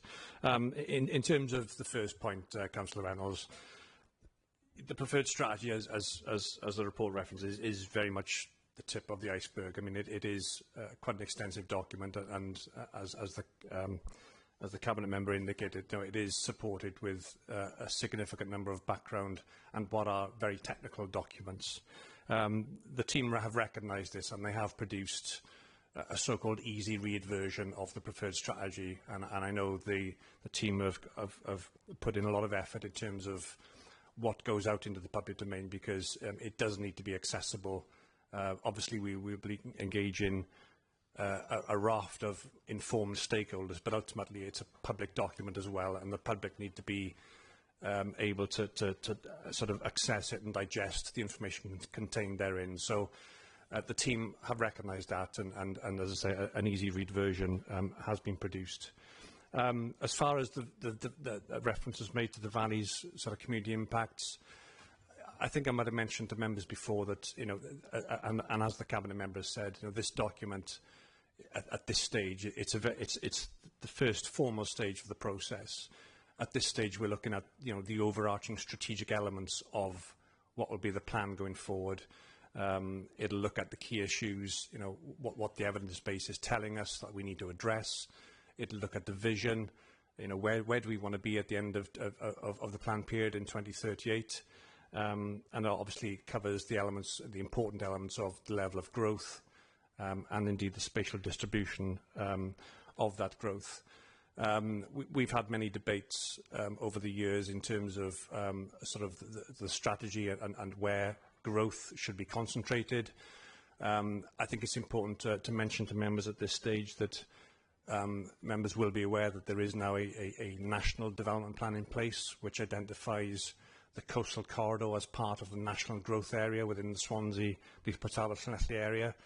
And it is imperative that we have to conform with the national development plan. If we don't, we will certainly have a red card, for want of a better phrase, from the Welsh Government if we've not delivered that element of conformity. I do recognise that the comments that Councillor Reynolds you've made in terms of how we address the valleys, that will be very much part and parcel of the next stage, which is the full detailed deposit plan. So at that stage, you'll have all of the detailed policies, you'll have the settlement limits, any policy with a spatial dimension will be identified on the proposals map, and it'll be important that there'll be an element of flexibility within the policies going forward, particularly within the valley areas. Porthdawe and Neath, they're going to be identified as sort of growth hubs. Obviously, you've got some key sort of transformational projects coming forward within the valley areas, Wild Fox, GCRE, to name a couple. So, we need to build on that sort of development and investment, and hopefully that the policies that we'll bring forward going forward in this plan, that will harness what we'll be trying to achieve in that respect. I don't know whether Lana had to add anything on that respect. Thank you. Lana? Thanks, Mr. Mayor. Thanks, Councillor Reynolds. I'll just, if I could expand upon the public consultation, and I totally accept your points in relation to the jargon. So, as Kerry said, we have produced an easy read, which is a compacted sort of document which takes a lot of the jargon out, all of the jargon really, and there's lots of images in there. We've also worked with a local media company to produce a video, and we work with a former youth mayor, and that's in an English and a Welsh version, just to encapsulate what this document is about. We also work closely, and we've briefed the local area coordinators because we know that they are working within the communities for them to have an understanding, so that when they are in the community they can explain just generally what this plan is about. Again, there's a non-technical summary of the ISA because that's a large document as well and quite complex. Again, the public can email any issues through to us. The phone numbers there, they can ring us if there's any issues. And again, we see yourselves, members, as champions for the community, and we've had an all-member seminar, so we hope that obviously you can convey the message as well out to your constituents. We've got a number of, during the consultation period, we've got a number of drop-in sessions where the public can meet us, and also they can arrange appointments with officers at the quays, and we'd be more than happy to go through the documentation with them. Thank you. Councillor Reynolds, you may not be happy with that. Does it suffice, or do you want to come back? I'd very much like to come back, Mr. Mayor. I just wanted to thank them, and would it be possible to make sure that every councillor obviously receives the easy read version to be able to share and be able to use for themselves? Some of us probably need it, those of us not used to the planning system in this way. But also wanted to say about the valleys issue. This does say the RDLP will have a positive impact on valleys communities. I'm unclear that, given having our need to comply and have a much greater focus along the coastal area, that actually that is the case. And I think we have to take account of the fact that many of the sites are have possibilities of being ruled out because of the communication issues and the infrastructure links that currently exist. We have a real issue in the valleys communities, and I would like to see in some of this documentation how we intend to overcome those. Thank you. Kerry? Yeah, thank you, Mr. Mayor. And I think this is why I think it's important that we proceed and conduct this public consultation, because what members, it's important for members to realise that, any representations that we receive as part of this consultation, whether they be in support or indeed objection, that will further inform the deposit plan as we go forward. So I would certainly encourage all members, when we do, if and when we do go out to consultation, pending member approval this afternoon, that those messages are sent out, and it's important for, all your communities, all of, the stakeholders that we will be engaging with, that will engage in this process, because ultimately that will then inform the plan and the policy coming forward. In terms of how the growth is distributed, as I said, to be in accordance with national policy, there will need to be an element of focus on the coastal corridor, but that doesn't prevent any growth as such to happen within the valley areas. One of the things that we will be looking at, and I think it's recognised that the existing LDP has got quite tightly drawn settlement limits around existing communities.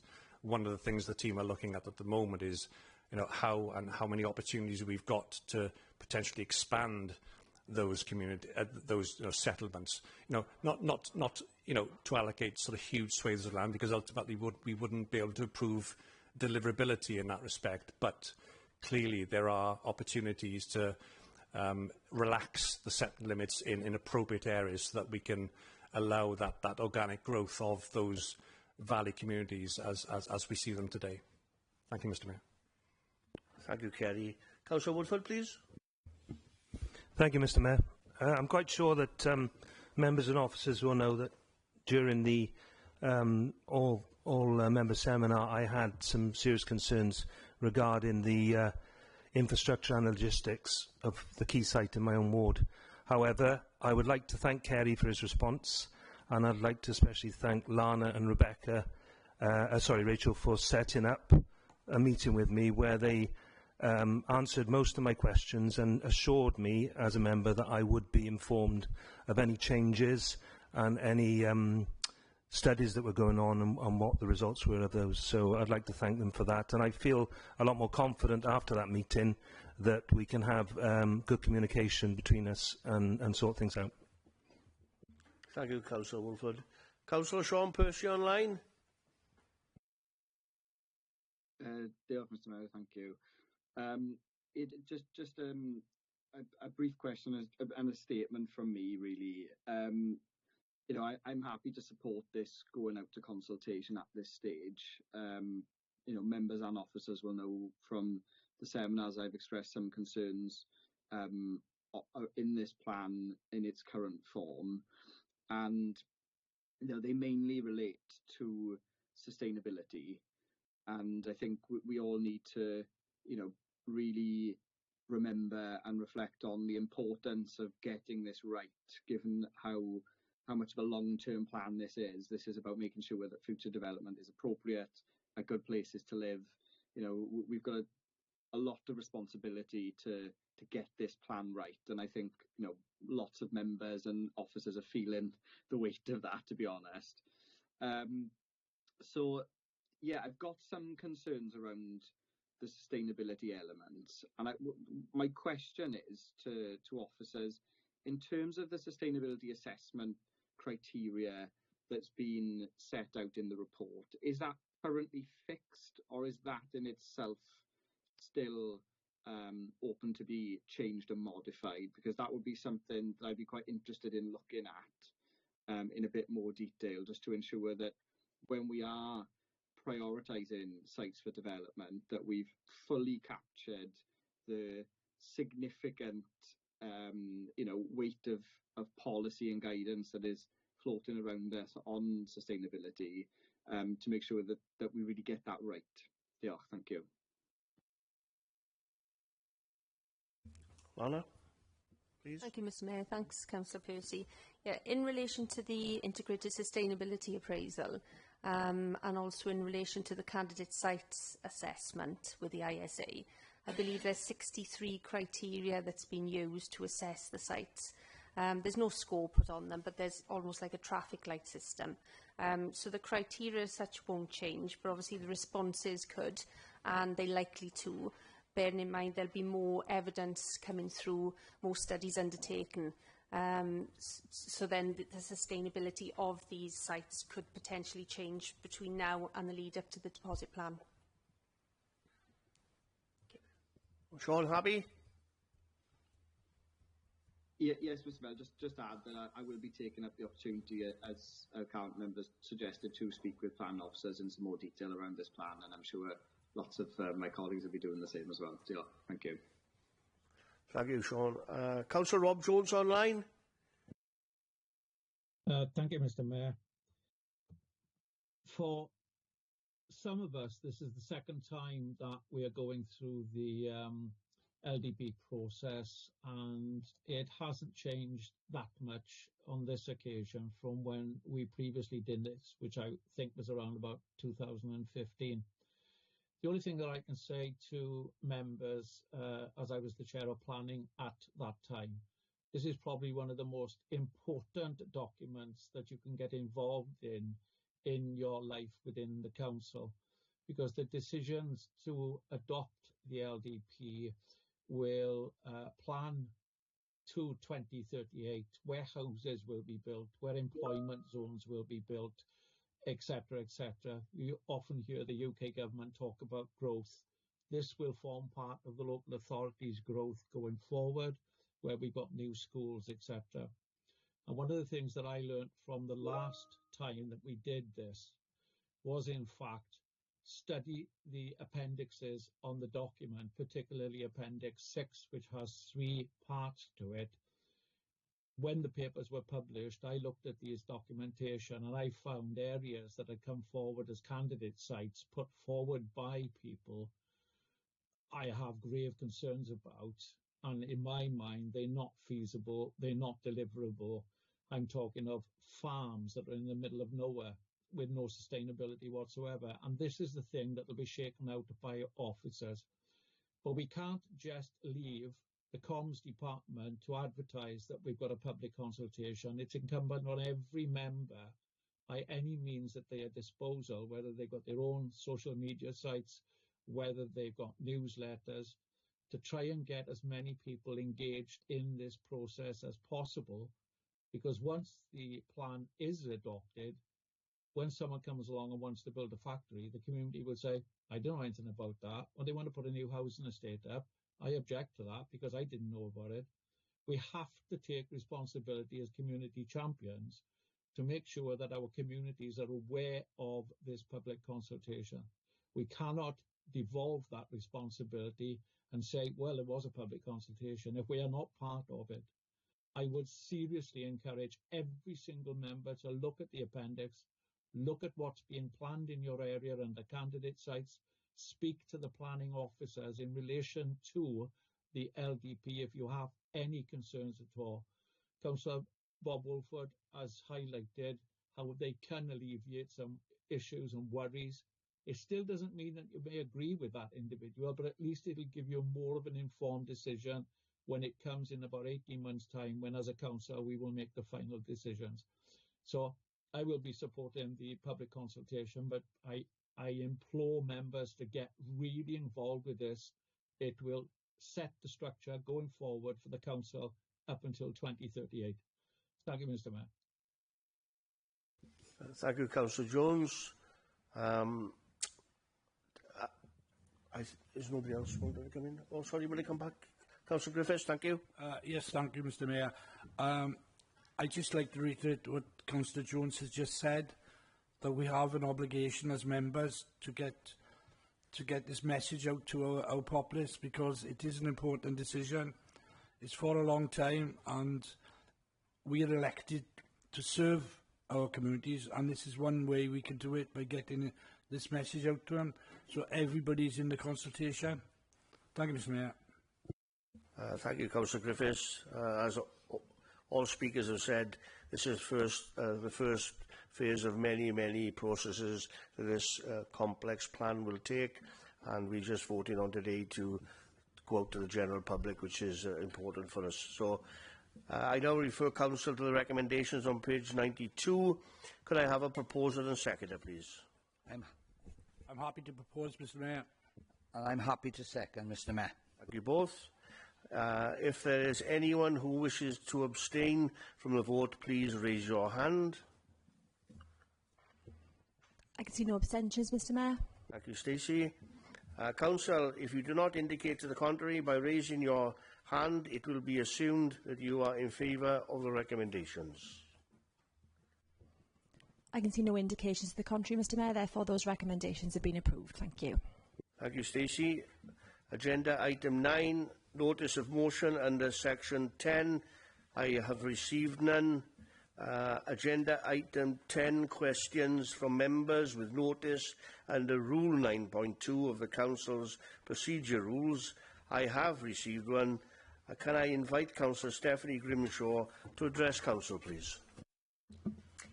Thank you very much. What is Neath Talbot Council doing to support the residents who are experiencing financial difficulty as a result of council tax debt?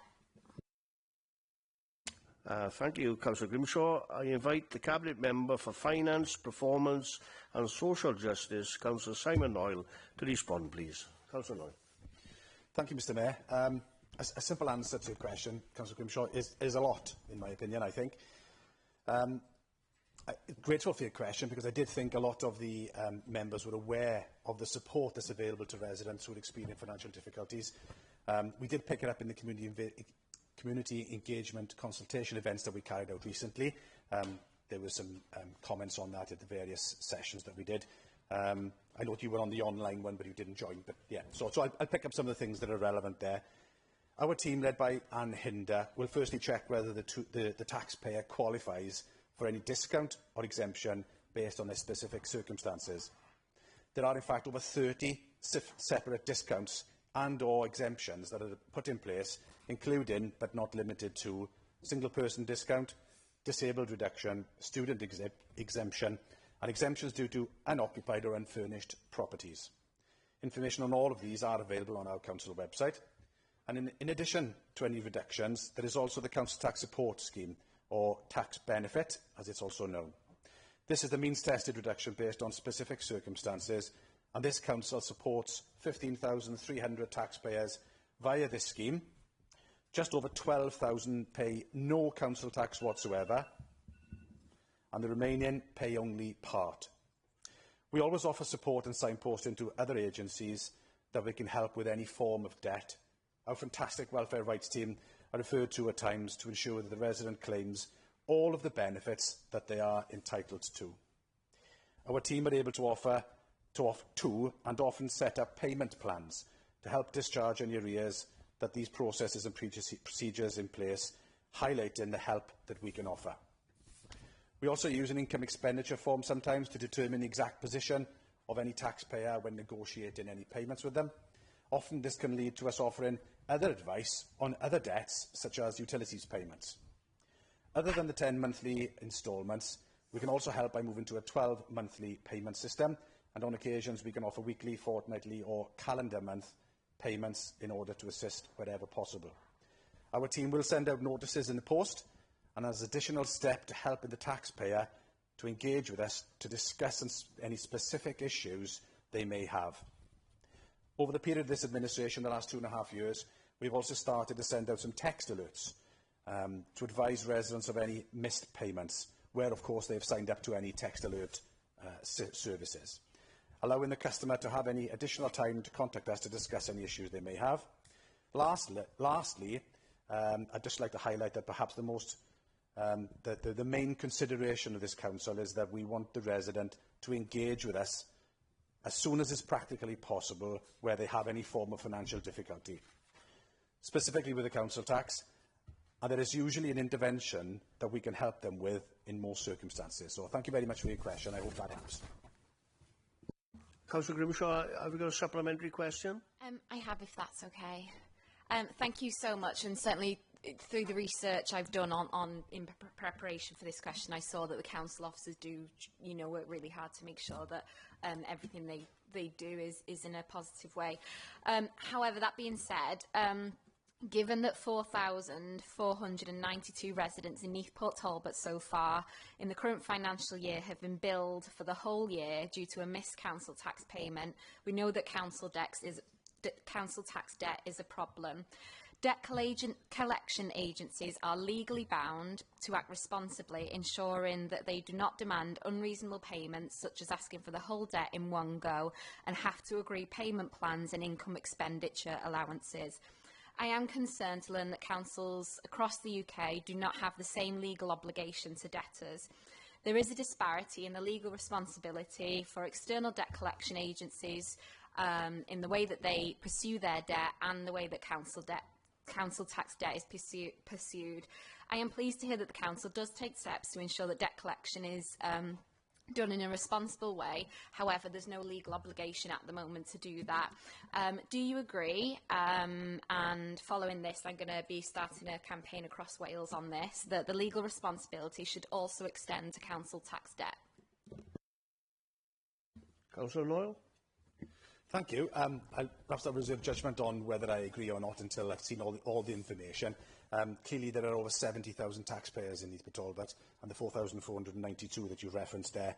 Some, I think, already have engaged with us, so that figure is slightly lower, perhaps. So what I'd like to do is ask Anne Hinder and Hugh and their team to come back to us with more information on those 4,492. To find out if they engage with us during the process or how long they took to engage with us, whether that meant that it went to the county court, and then obviously they were meant to pay the full amount in one payment rather than engaging with us early so that we could help and put an intervention into place. So if it's okay with you, we'll come back to you via Anne and Hugh with information in due course. Thank you. Thank you both. That moves on to agenda item 11, urgent items. I have no urgent items, so that ends the business for today's meeting. I am quite finished. May I wish officers and members and all your families a Merry Christmas and a happy, healthy New Year. God bless you all. Vaya con Dios. Good afternoon.